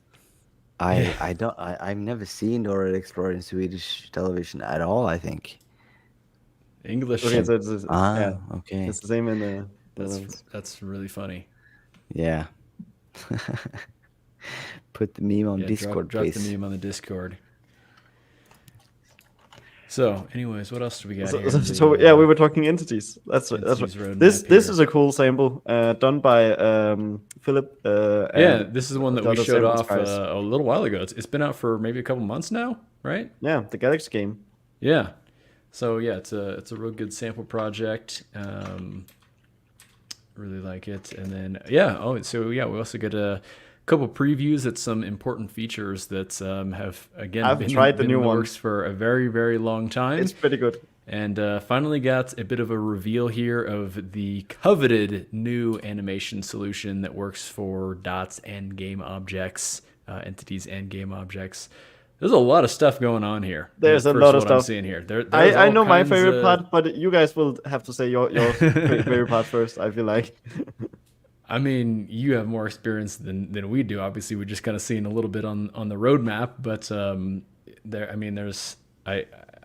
I don't know. It's hard for me to have a favorite part without really having any kind of experience other than like, oh yeah, I mean, all this stuff looks really cool. Tobias, is there anything that kind of stands out to you that you remember as far as the new animation solution is I concerned? think the that you don't have to do. I don't remember the specifics, but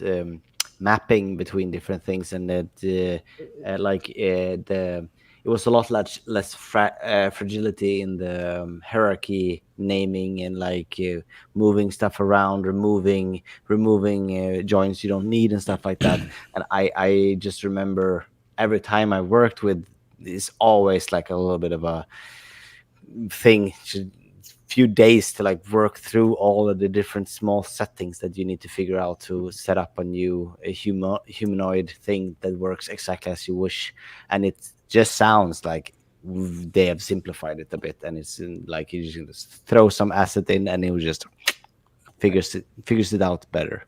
I mean, a lot of it is you're almost working skeleton first in a lot of motion. So it just sort of naturally works to cross rig it. Oh, okay, yeah, It's I very don't fun. mean like cross-rigged between different skeleton. I just mean like No, but like what the sample is showing there. yeah, but I actually don't mean this. I just mean like setting up a humanoid thing from the beginning with exactly Oh. what you need and everything. Okay, It just yeah, no, sounded that- like it was a less fragile configuration steps, and like you can then feels like that, yeah. like just throw out stuff. Oh, these bones are irrelevant, and we need these bones, and it just keeps everything properly, and it's like a little bit more slimmed down, less fragile configuration. But I don't know. I'm in the camp of Johnny here. I'm not really sure, and it was a while ago I worked with complex animation systems, so I'm not really like, I don't feel like experty at all in this subject. Not right now anymore. Yeah, Anyway, my animation stuff, my animations are very, very basic, so it's I'm not doing a lot of So as crazy someone that has complex things. tends to like platformers and therefore has ended up doing quite a few character controllers, one thing I always find annoying is like timing those animations. Like something as Oh, simple as yeah, like yeah, a yeah. jump, where like you want the jump bit, you want the air time, you want the like landing and like for him to have like a squish before Yeah. landing and then like actually like transitioning in out to the end is so hard to do. And Right. something that makes it so much easier is this what This what kind is of being timeline shown thing here, yeah. right now. The fact that you can point out a character in your world, say, hey, please profile the animation for this character, and then just like scrub through it and see like what happened and like the different states of it and like play it back. Right, yeah, yeah, yeah. You can without kind of like even, like- record it and then like scrub back and see the state of different things, right? Yeah, like this right here is such a powerful tool. It's incredible. Like you can see why it switched from one state to the other. You can see which state it has been in. You can oh right, I forgot about this exact recording thing. That's my favorite feature. Yeah. yeah, it's Yeah, this was one of those things where I'm like, oh, that's awesome.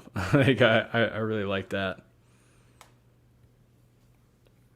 Yeah. it's such a powerful debugging tool.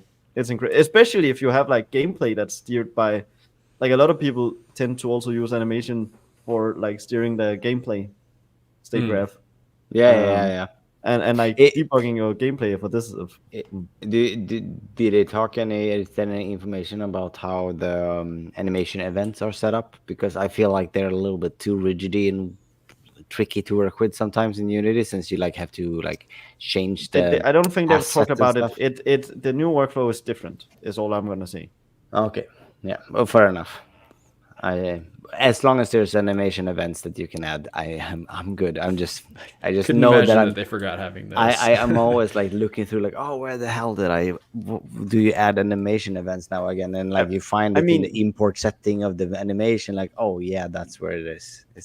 No, they've definitely done different things here for it, and you sort of have to have some sort of way of doing a sort of eventy thing when Yeah. it comes to it, because something as simple as like footsteps is something you sort of want timed by the animation.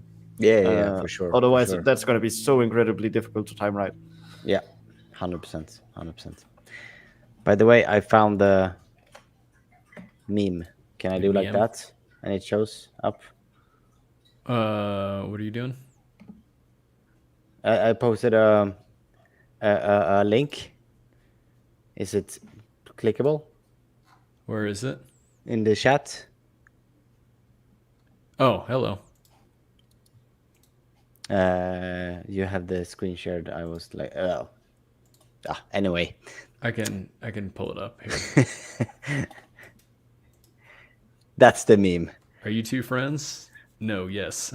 And Sweden is no, and Danish is yes. But from the perspective of Denmark, I think it's the other way around.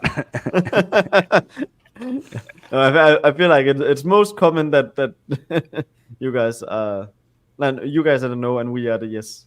Yes, a little bit like that. Yes, that was the one. Anyway. Especially for do you guys understand each other? Yes. Then it's like Sweden, like no. Because we sort of sometimes understand some Swedish, but you guys never understand any Danish. Yeah, I've been so many times I spoke with some Danish person and they like assume that I am understanding. I'm like, what? Yeah, no, I definitely immediately switch over to English because it's yes. We both But know that. I feel very way guilty more. about it. Yeah. That was Anyway. funny, Tobias, when we were walking around Spain and I was like talking with Sam, and then you said that there were those like Swedish guys who walked by and like said in Swedish, "Oh wow, those people sound very American."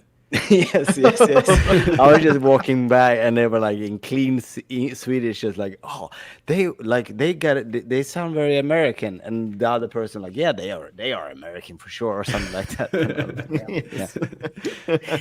Not me, but those people over there, Johnny and Sam Yam, they are American. Oh yeah. So I'm gonna switch this over. What else is going on? Unity engine roadmap, new world building tools. So this is all kind of dots powered. About that thing that they just showed, those were also all ECS. Oh yeah. Yeah, that's important to note. This is kind of like a bit of a stress test here, where they have all these skinned meshes going. Like, okay, we got a good crew of people, and then we zoom out, we get this like big reveal. Oh, it's a whole army it sieging almost the like castle. totally accurate battle simulator sort of vibe. Yeah. And then you like zoom. Oh my god. So many animated characters. There we go. There we go. Whoa. Yeah, this was Entities just for like all, Also, baby. it's quite incredible to see when this is not even vertex animation. Like it's not the like classic we have a texture and we play it back. But as the animation. isn't it joint animated in a vertex shader still? No, yes, that Okay, part is okay, true. okay. But I was like, but you are know what I you- mean, right? It's Yeah, not yeah, the yeah, classic. yeah. You put all your like in totally yeah. accurate battle Right. simulator. The way totally accurate battle simulator, from what I know, does it is that it's still like a texture that you play back the. Well, it's so many games that uses like large crowds do exactly that. So they Exactly. can, yeah, Because it's the only performant way of doing it. So it's incredible to see just how many are running there. yeah, that are, but, like, yeah, technically properly individually. actual joints that you can like rotate exactly. from the CPU and nothing. Yeah. But I was like for a second there, like you mean like you're actually changing the mesh data on the CPU No, and then no, pushing that it would be over to crazy. the that would be insane. Yeah, that would be crazy. Although this I do find cool. I don't know. I haven't made a game with terrain, but Yeah, if so you're these making are- a these game are with the terrain, new, this is cool. These are the new world building tools. By the way, just got a link in my inbox here for the Time What's that? Ghost, how Unity Okay. 6 made it possible. So this is kind of that technical talk where they talked about Time Ghost here. So it is still unlisted, but if you're a viewer of the Hot Path Show, you now have a link to that in the chat. Oh wow, an internal preview. This is one of the first time I see a recording of one of the sessions. Well, Well, so I'm the okay, roadmap the roadmap talk was as well, but yeah, this is this is a But that feels proper. more proper. Yeah, that was still kind of like presenting the roadmap. This is a more proper talk here. So and yeah, no, I've seen so it's quite fun. Before they mix it together, they do send us the raw footage, and the raw footage is one video of the screen itself and another video Right, of yeah. what you see there, which is that they track the people. And it's mono audio, so you only get it in your right ear. That seems like he's I'm doing guessing that they're it. fixing that in post, but Yes, seems like a FFmpeg script and it's done. So, anyways, we got time goes. That was a good talk. Would definitely recommend it. Yeah, we were kind of talking about some of the world building tools. Again, I would just recommend checking out the Unity Engine Roadmap talk. A lot of really cool stuff in here. Glad this is all being built into the engine. and You guys have actually, any... if you can notice something there, what they are like, if you go back a few frames, This one here? yeah, notice subscenes are still in that hierarchy. Wow. Look at that. That's all I'm gonna say. Wow. Wow. Who is that? Owen? How exciting. Yeah.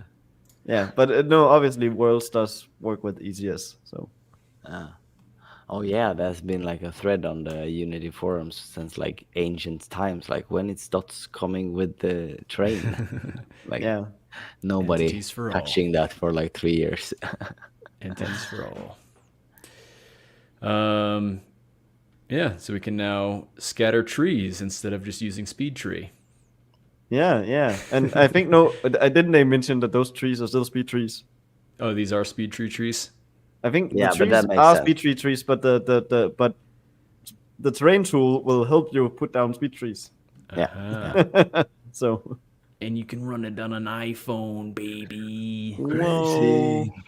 It's HD Minecraft. Yes, that is what that is.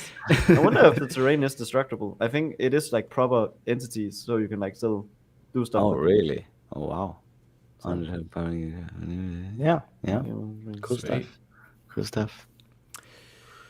So yeah, that's what's going on with the Unity Engine roadmap talk here. So yeah, after that, Danny, you had a talk.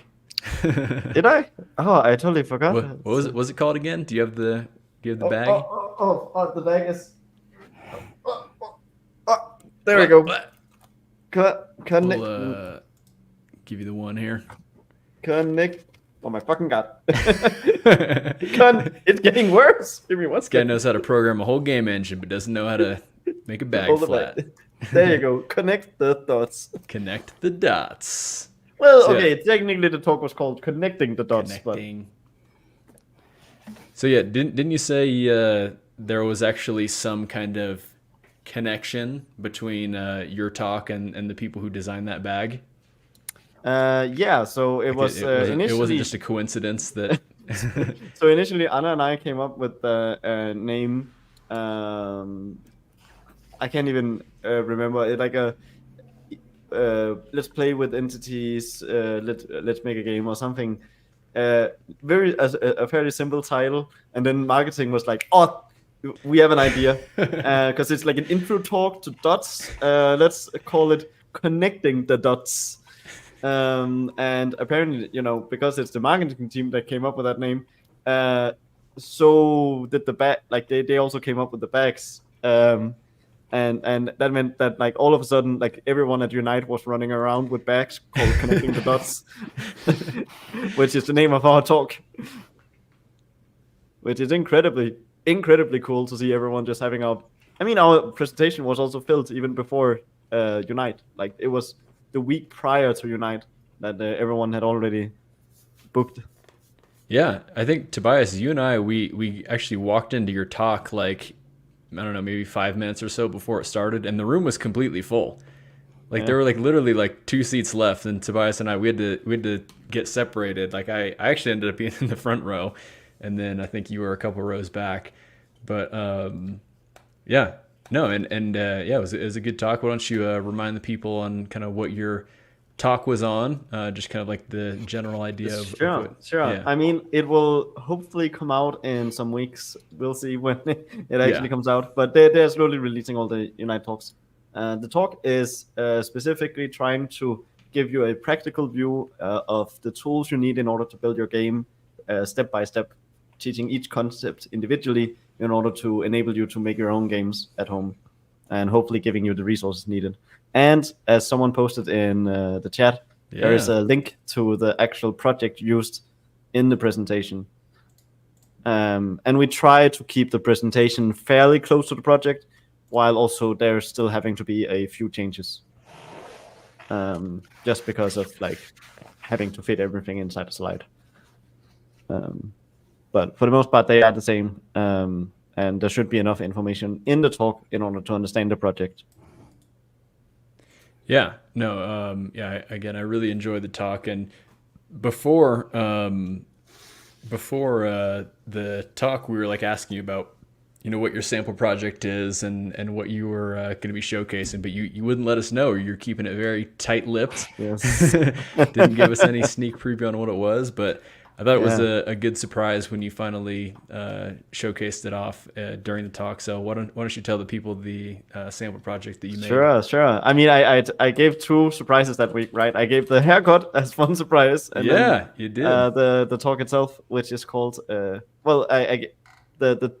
project is Coders versus Bugs, because it's a bunch of coders fighting off bugs in a Plant versus Zombies sort of game.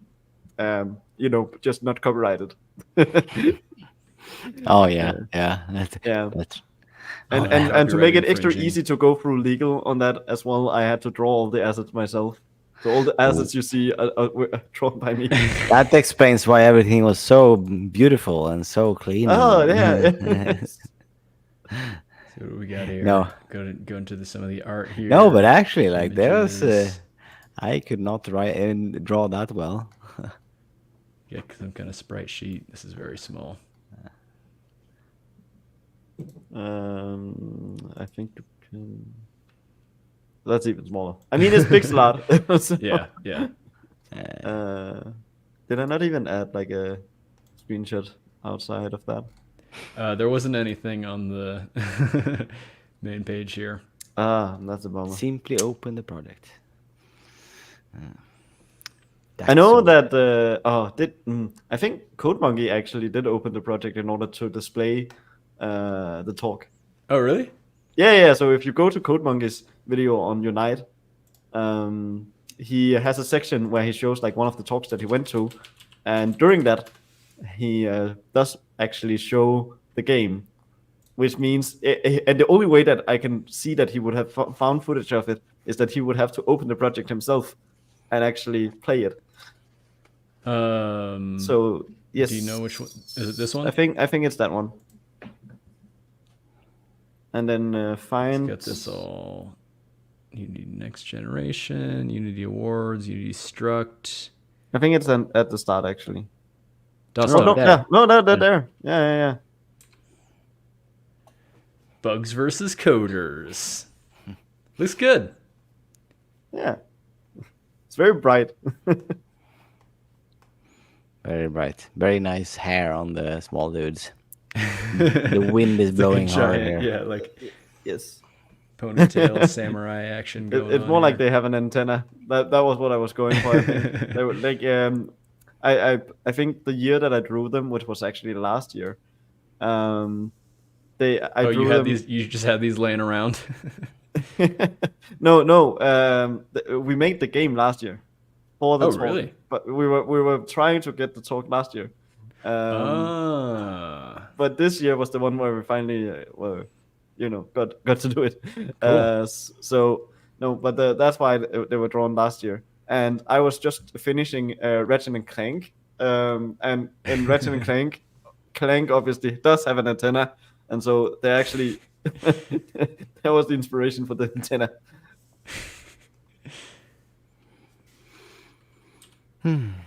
That's funny. Oh no, never mind. It's not an antenna. It's a mouse because they're throwing mice.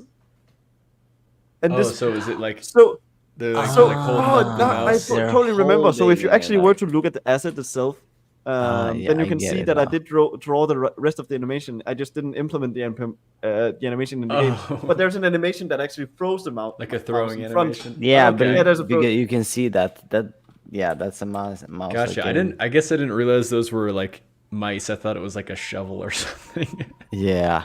no, Actually, you- I thought the same thing. The thing is, it looked way worse at some point because the initial animation didn't have the like. You can notice the animation on the mouse is like just a pixel up and down, Right. Yeah. Just the back initially it portion. was a wave that went up and Oh, down, yeah. but then it looks very different. I don't think we need to go into more detail than that, but No, no. I think people can sort of imagine it themselves, and that's more than enough. So 2 questions. So did you update the project to the best practices for this year? And is stack alloc used in the Git? So first and foremost, stack alloc is in the Git repository. Secondly, Ooh. while I wouldn't necessarily consider everything in the project best practices, they are insofar as like the features that you should know. So like we only taught the features that we think make up a game and will also be good to know for the years to come. So that's mainly why we've chosen it. There are stuff like, for the most part, we are just on the main thread, and ideally you try to have more stuff not on the main thread. So we've written the systems in a way that make it possible for you to easily go multi-threaded. But at the same time, we don't want to hinder your learning experience by trying to force everything to multi-threaded immediately. No, yeah. Which is why there's so much of it that is just single-threaded, because like it on a simple project you don't need that performance. What you need is a simple way for you to take your code and then at some point say, oh, I actually need it to be multi-threaded. I actually need more scalability out of it. And so that's the approach we took making the code for this. Yeah. Makes sense. So it's not everything that is like best practice insofar as like performance goes, but it's meant to be like pretty good practices that hopefully won't hinder further upgrading your project. Nice. Do you recall where you're using stack alloc at all? That's a good question. Maybe in Spawn project? I was looking through the spawn systems. It didn't look like they were in there. Maybe I'm not. I feel like I was though. I feel like I added it. Just a quick here. I assume jobs multi-threaded, not .NET threading. Yes. Yes, of course, yeah. Yeah. .NET threading doesn't work at all with the burst because it's managed memory almost always. Exactly. And there is an example of one job in here, which is the update state conflict job, which is one of the things that I sadly don't talk about in the presentation. Use iJob 4. Yeah, exactly. So that one is an iJob 4. Because in the presentation, I specifically mentioned that when a bug is in front of a coder or when a projectile is in front of a bug, they get this conflict state. The conflict state is not actually added as like a component data. They're just enabled as an enableable component. And the thing that does that is actually just a job, and the job just goes. There's a linear array for every lane, and so the job just goes through every lane and checks if there's an entity in the front of it that has the opposite. Oop. You spilled, but yeah, something. I was about to. It was a glass that I didn't notice. Sounded like a glass. But yeah, no. So it's like, for the most part, we tried including most of it, but like explaining, for instance, that we just have an array looping over. I think most people can sort of reason about that job and read it. That's at least our hope. And I might go in and add a video just explaining that alone at some point. Sweet. Because I do tend to, what's it called? I might have to give this talk a few times, actually. Nice. I mean, yeah, I thought it was a great talk. You and Anna both did wonderful. And yeah, I do think it was like a really good overview onto like all the different like features that you should be aware of if you want to start getting into entities programming. So again, I think it's a good introduction. And, like you were mentioning to me at the show, you kind of hit on a lot of topics and we're kind of going through them fairly quickly.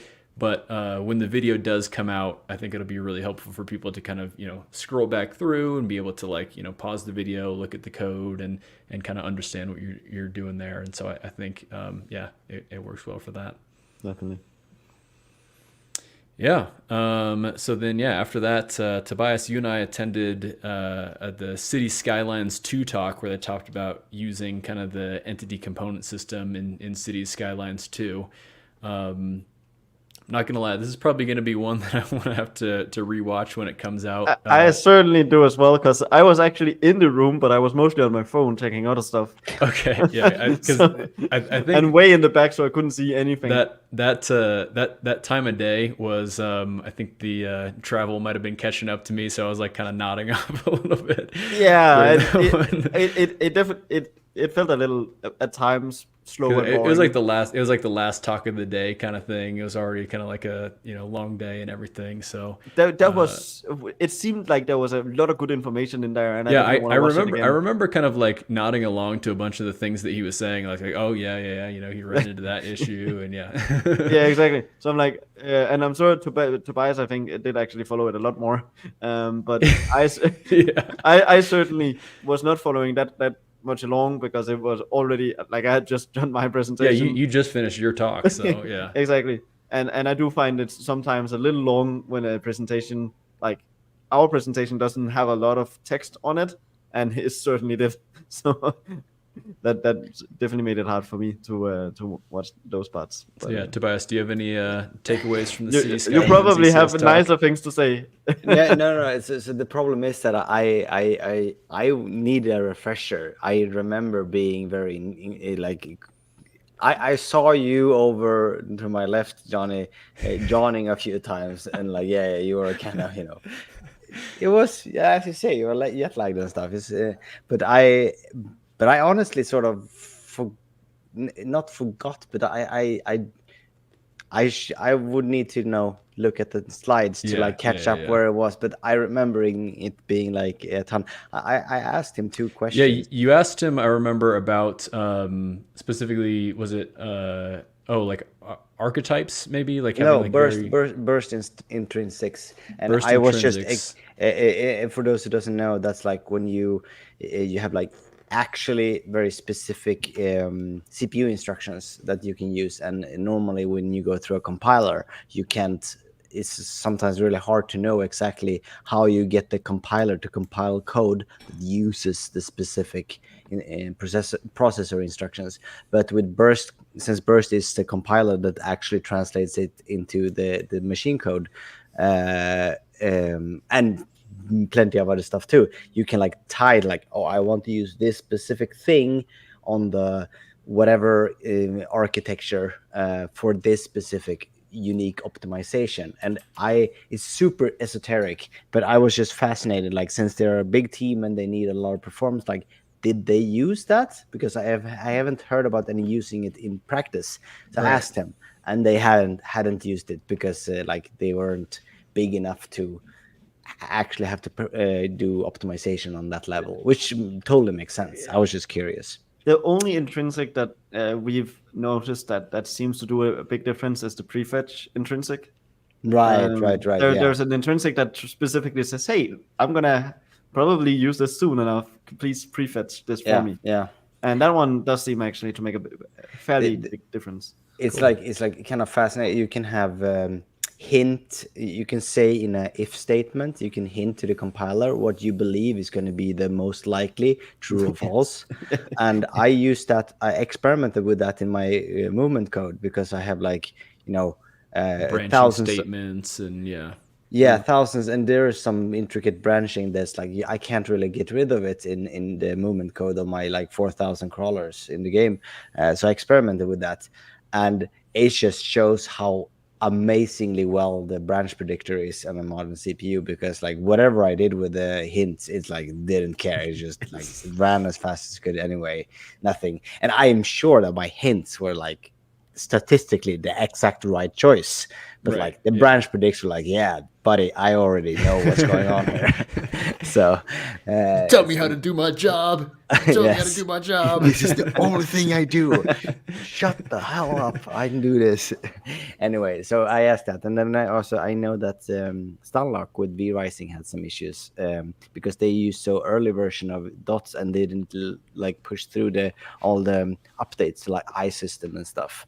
I don't know where they are right now. It was a while ago, like a year ago, I talked with them about this. But I remember they having like when they profiled right before release of V-Rising, they just had a lot of system and a lot of job scheduling going on.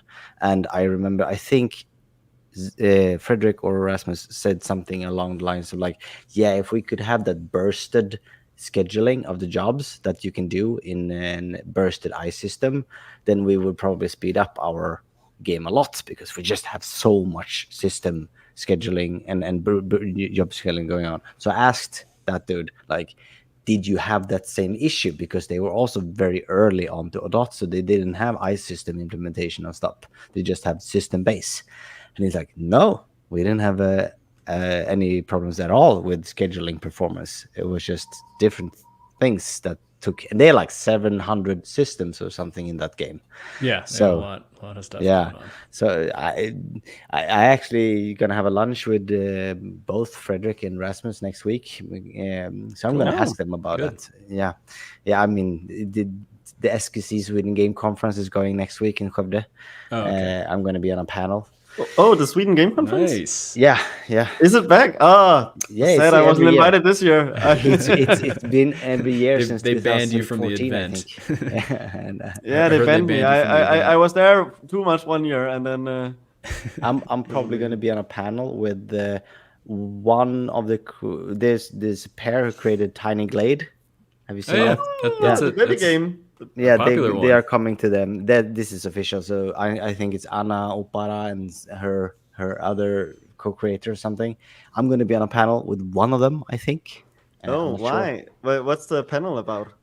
Automation tools, I believe. Oh, interesting. Sweet. I don't know which one of these are official, but it's not Yeah. a huge thing Yeah. like that. It's Like it's a small last year, panel. we obviously did the ECS one with Rasmus. Yeah. That was yeah. Tiny Glade was made using Bevy. Bevy. Yeah. Yeah, exactly. Yeah, and And it's available on Steam right now.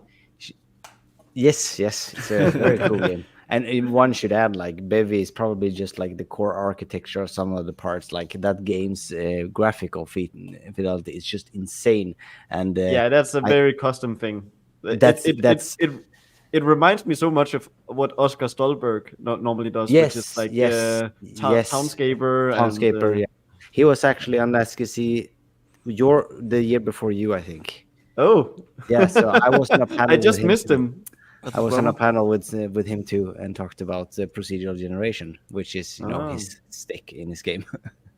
So, No, he is procedural generation lord, and yes. knows wave function collapse in and out. Yep. So anyway, where was I? So yeah, I'm gonna have to ask them. I'll come back to you guys. So next Friday, I can't be on this because I'm gonna be on SKC and stuff.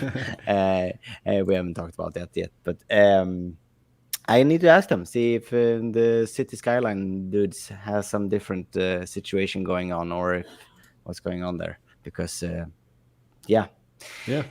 scheduling part was not a problem for them. The City Skyline thing was very fascinating. I recommend people. I just remember like a lot of things that was like actually nitty gritty details about how you pull off a proper big ECS title, similar to the live streams done with the V-Rising people. Yeah, would definitely recommend that one. Yeah. Then after that, Danny, you and I did something together. We did? Hey, 1 second, I can't see. We him. got We did. Johnny. Oh yeah. We did the thing. We did the thing. So Unity, they were basically hosting like live streams throughout the whole event of Unite. So there was day 1, day 2 of Unite. And then so kind of like halfway through, actually I guess it's about an hour into their stream, Danny and I were on there, and we're talking about some dot stuff, talking about some movie and Sonic. TV show Yes, adaptations Sonic, of video Minecraft. games. It goes very random, but it's a fun chat. Yeah, it was a totally fun chat. Jackson's a really good dude, and they had an awesome live stream setup over there. As you can kind of see when they zoom out to the full shot here. Like, I mean, yeah, they had the nice background and lighting and everything, and it was cool. Danny, any other thoughts from the little live stream hangout that we did? No, I'm actually sort of amazed at how it those 40 minutes definitely went by very quickly. I feel like They really did, yeah. like it felt so quick. I think we also just covered a lot of random weird subjects. Yeah. It was also so fun that it was like Void Crew was mentioned, which Yeah, happens to be I was gonna by the say, guys from Hoodly Hood that I Yeah. worked on the Nordic Game Jam project with. So yeah. So that Game Jam project that you showed off a couple months ago, the people who you worked on that project with, they developed this game Void Crew, and basically we did actually a giveaway of this game.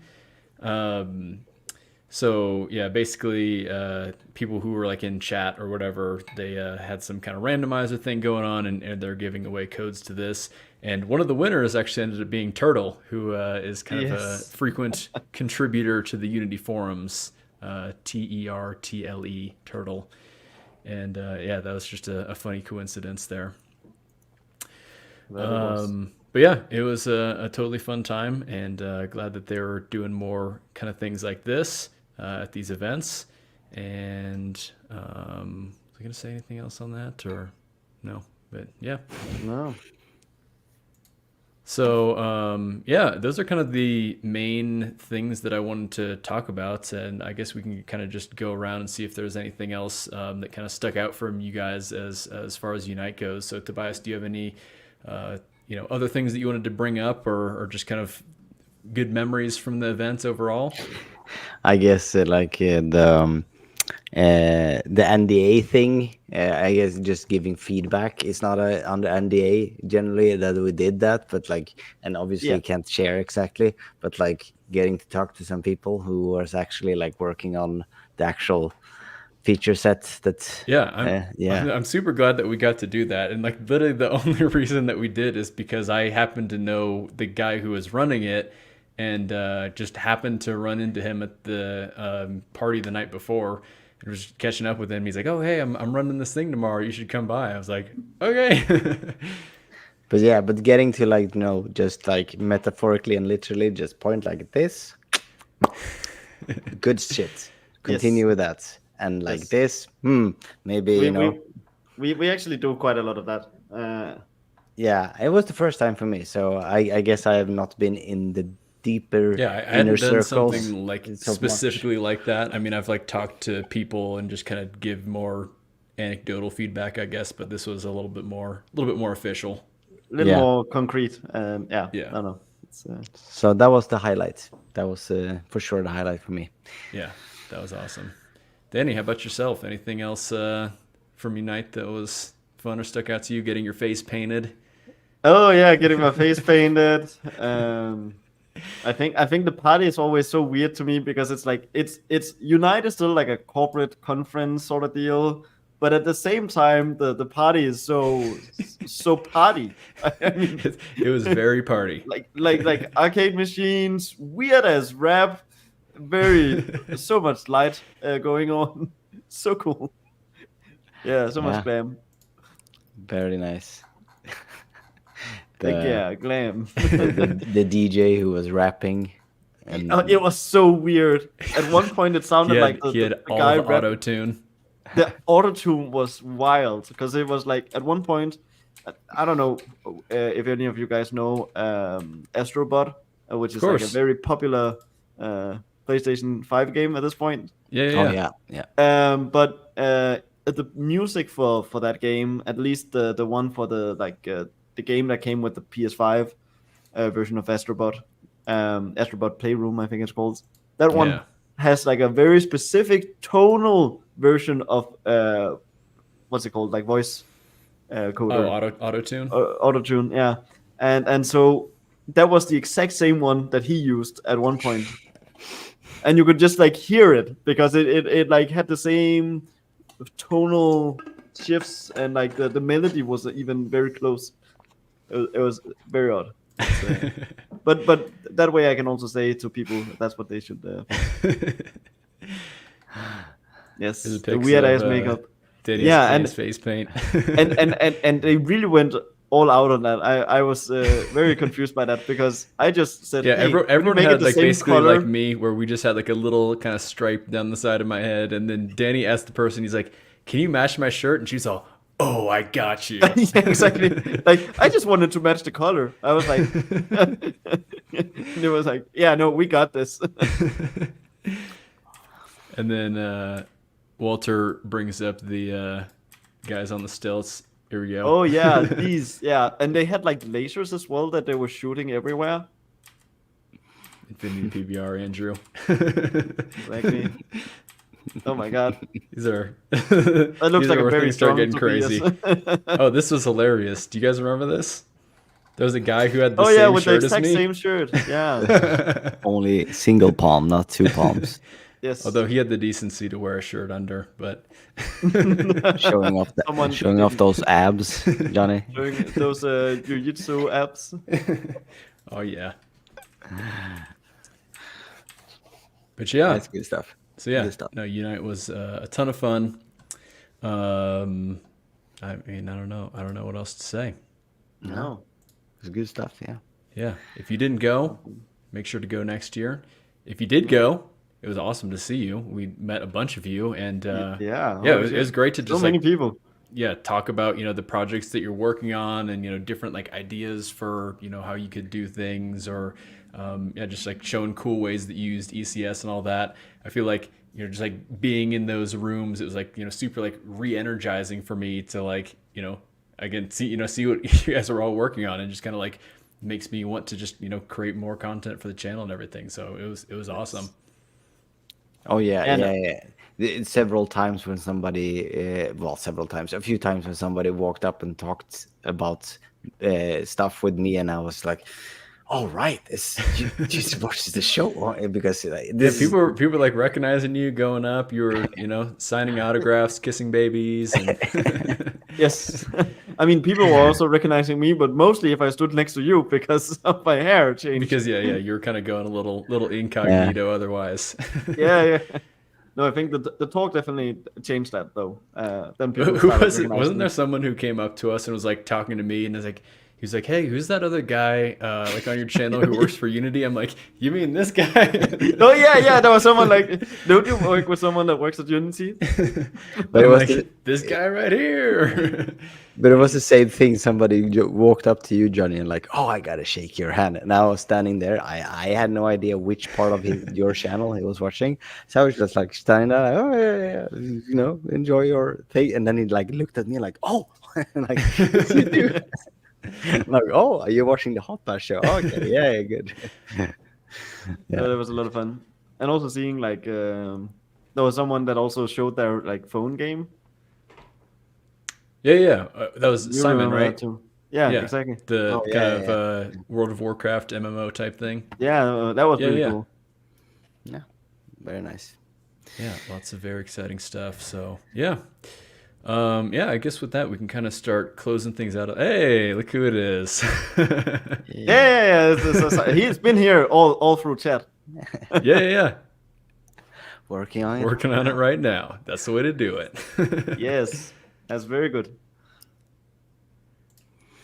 That's probably actually what I would normally that if I problem like with the watch, Code for instance, Monkey. Code Monkey.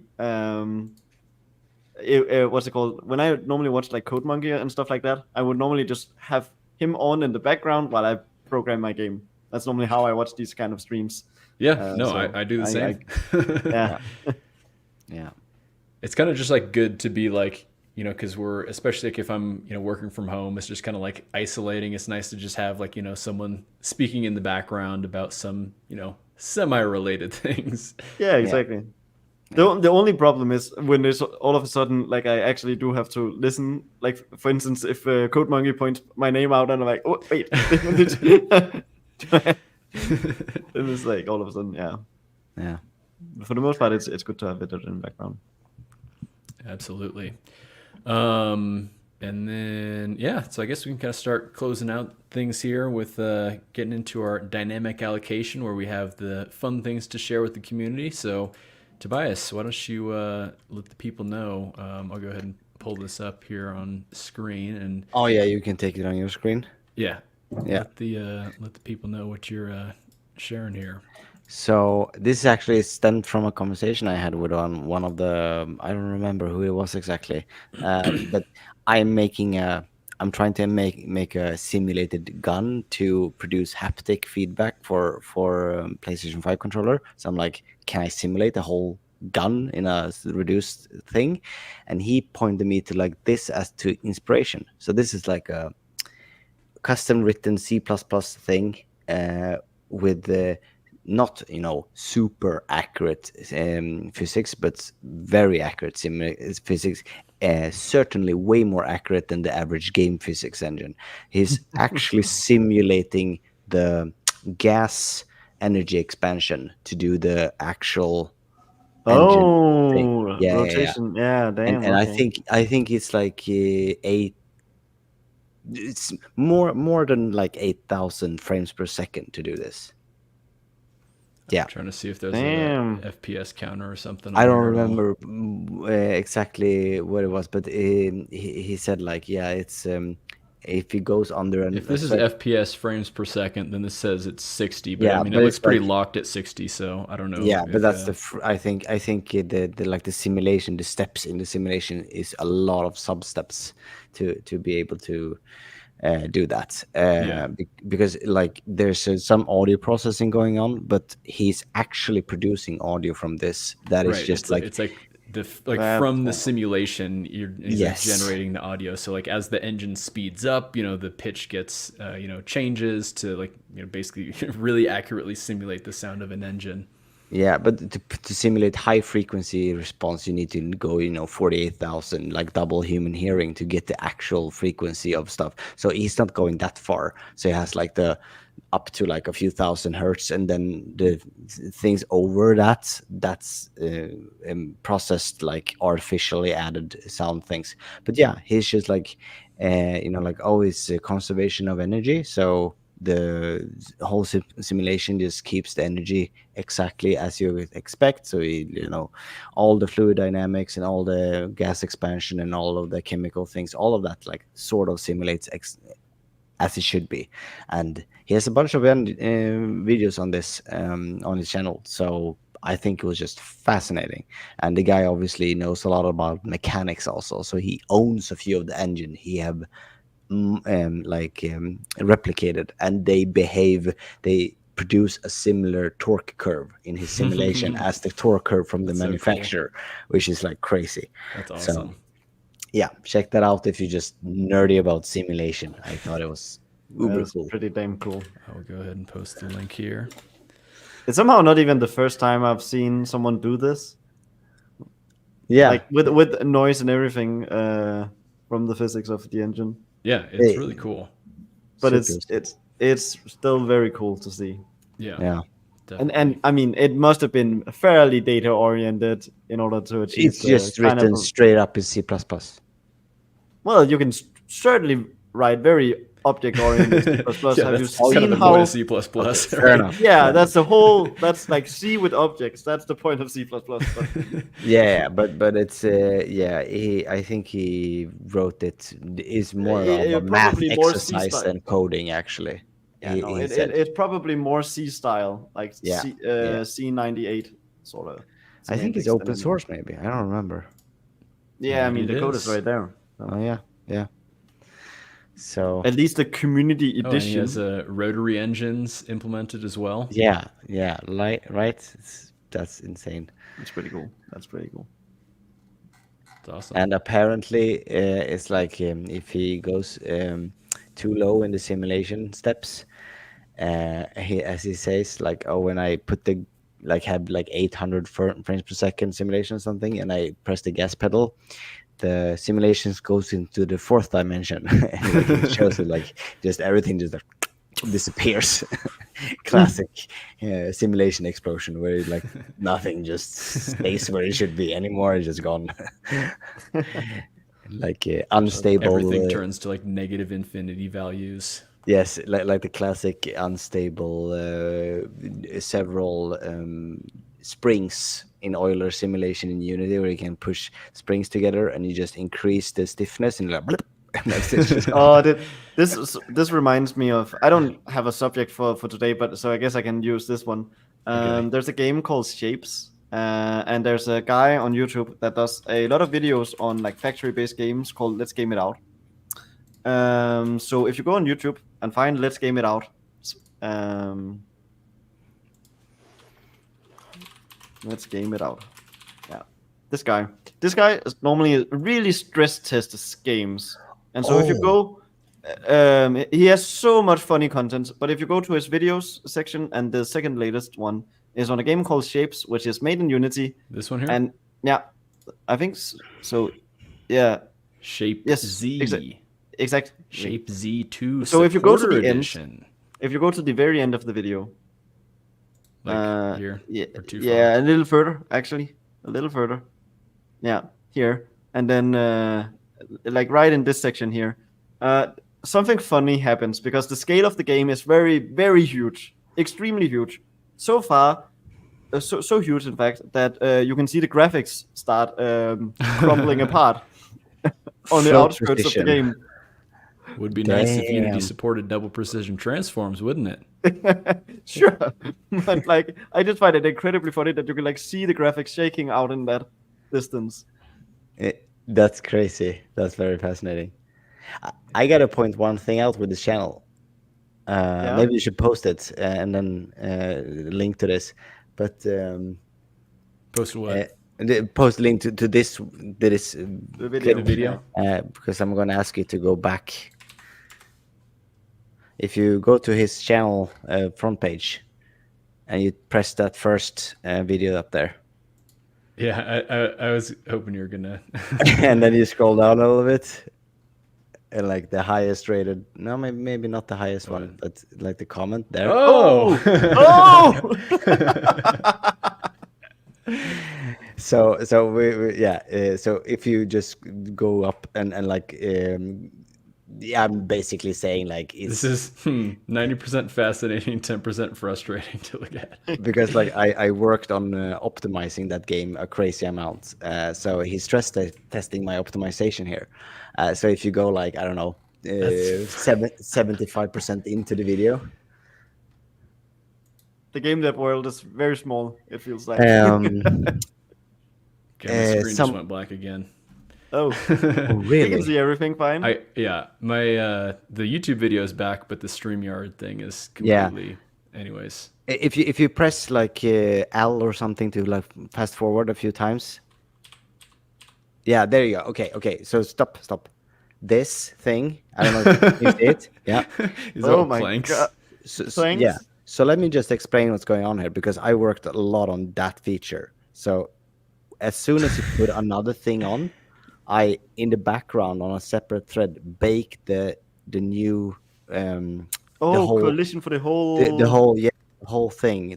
So like without that optimization, this video is completely impossible because you would have to do the transform sync of every single Oh, collision. yeah, that would never work. That would. It would never work. Yeah, His yeah. computer would just like die. Just way earlier. So there's a. I think if you go maybe halfway into it, can you still move it? Halfway into the video. Somewhere there's like a hurricane-looking kind of a thing. I mean, this guy is just generally crazy. He really stress Yeah, tests there any you go. game There he you go. plays. You see there somewhere. This here? Go forward a little bit. Forward. Continue. There you go. Yep, That's there you go. individual planks. And I feel kind of like yeah, that's not possible unless I optimize that. So Yeah, this that's is my fault. this is when I saw this, I'm like, oh wow, Wow, I didn't realize what I did. This is That's crazy. incredible that it works though. Like that's Yes. Yeah, we had like a test scene where, or not a test scene, some guy who played like 1,000 hours of rafts like sent us like, oh look, I have only 17 FPS in my like we talked about this before. Those boats where you send off airplanes from. What do you Aircraft call it? carrier. Yeah. Yeah, aircraft carrier. I have only 17 FPS on my aircraft carrier that I built in Raft, and I and the other programmer are like, yeah, that yeah, 17 FPS. That sounds about right. But then I made this optimization where you bake out all the collision into a single baked collision, and he got like 40 FPS. So it's like nice. completely different. But this is just, yeah. And I can see, and there's so many comments all under my YouTube comment where like, oh, 61 replies. So this is Bro got basically bamboozled.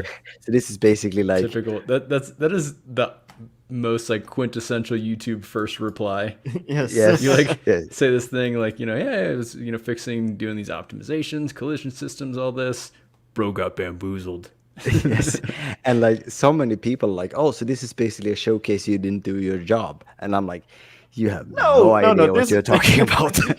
No, this is a showcase that he definitely knew what he was doing, because that Yes. would have crashed way before. Yes, exactly. And I was like, it's no use to even remotely entertain these comments, but like I just sometimes scroll through them and like, yeah, most players have no idea what this is actually about. Don't fix it. Don't fix it. Yes.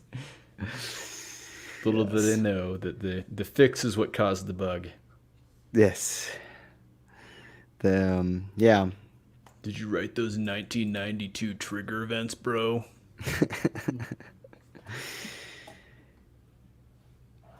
Yeah. Did you do your job, bro? Doesn't simulate quantum fluctuations.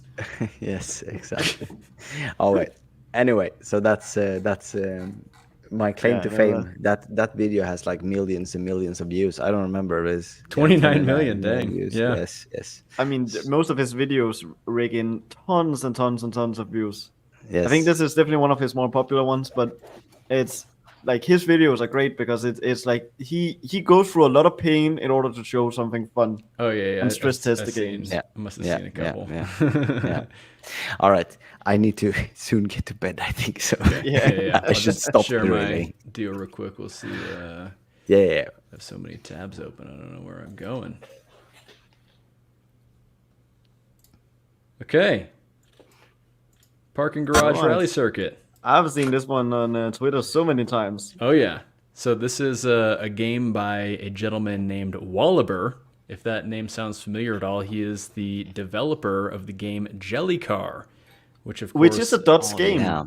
Yeah, so I was gonna say, so originally it was an iPhone game, like one of the very early iPhone games, ended up being very popular over there. Within, I think last year or the year before, he created a game called Jellycar Worlds, which is basically just kind of like a new, updated version of Jellycar, all new maps and abilities and everything like that, which was developed with Unity Dots.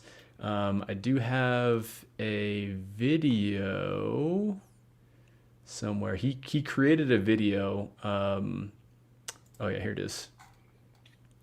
Called the Physics of Jellycar Soft Body Physics Explained. So he basically, this is a really great video, just kind of like going into the theory of how the soft body physics in this game works. It's a fully custom physics solution that was made with Dots. He doesn't talk about any Dots and doesn't show any Dots code or anything like that, but it's a really good kind of like theoretical overview into like how the soft body physics works, and it's really cool, and it's interesting to see the ways that the physics system can break and ways that he kind of like went about fixing it. So really cool. Anyways, do just want to mention that his new game, Parking Garage Rally Circuit, just came out. This game was actually It's out? Yeah. It just came out September 20th. You got a little bit of a launch discount going on right now. And so yeah, this is actually a Godot game, so not using Unity dots this time around. This is actually originally created for like a game jam. Well, then I understand him. Game jams and Godot work quite well. I think he started working on this like, gosh, what game jam was it? I feel like it might have been one of the Ludum Dare ones or something like that. But yeah, he made actually like a pretty like full featured game for a game jam. And then he's just been, just kind of like took it from there, and it's got this like really cool like Sega Dreamcast style. So yeah, check it out.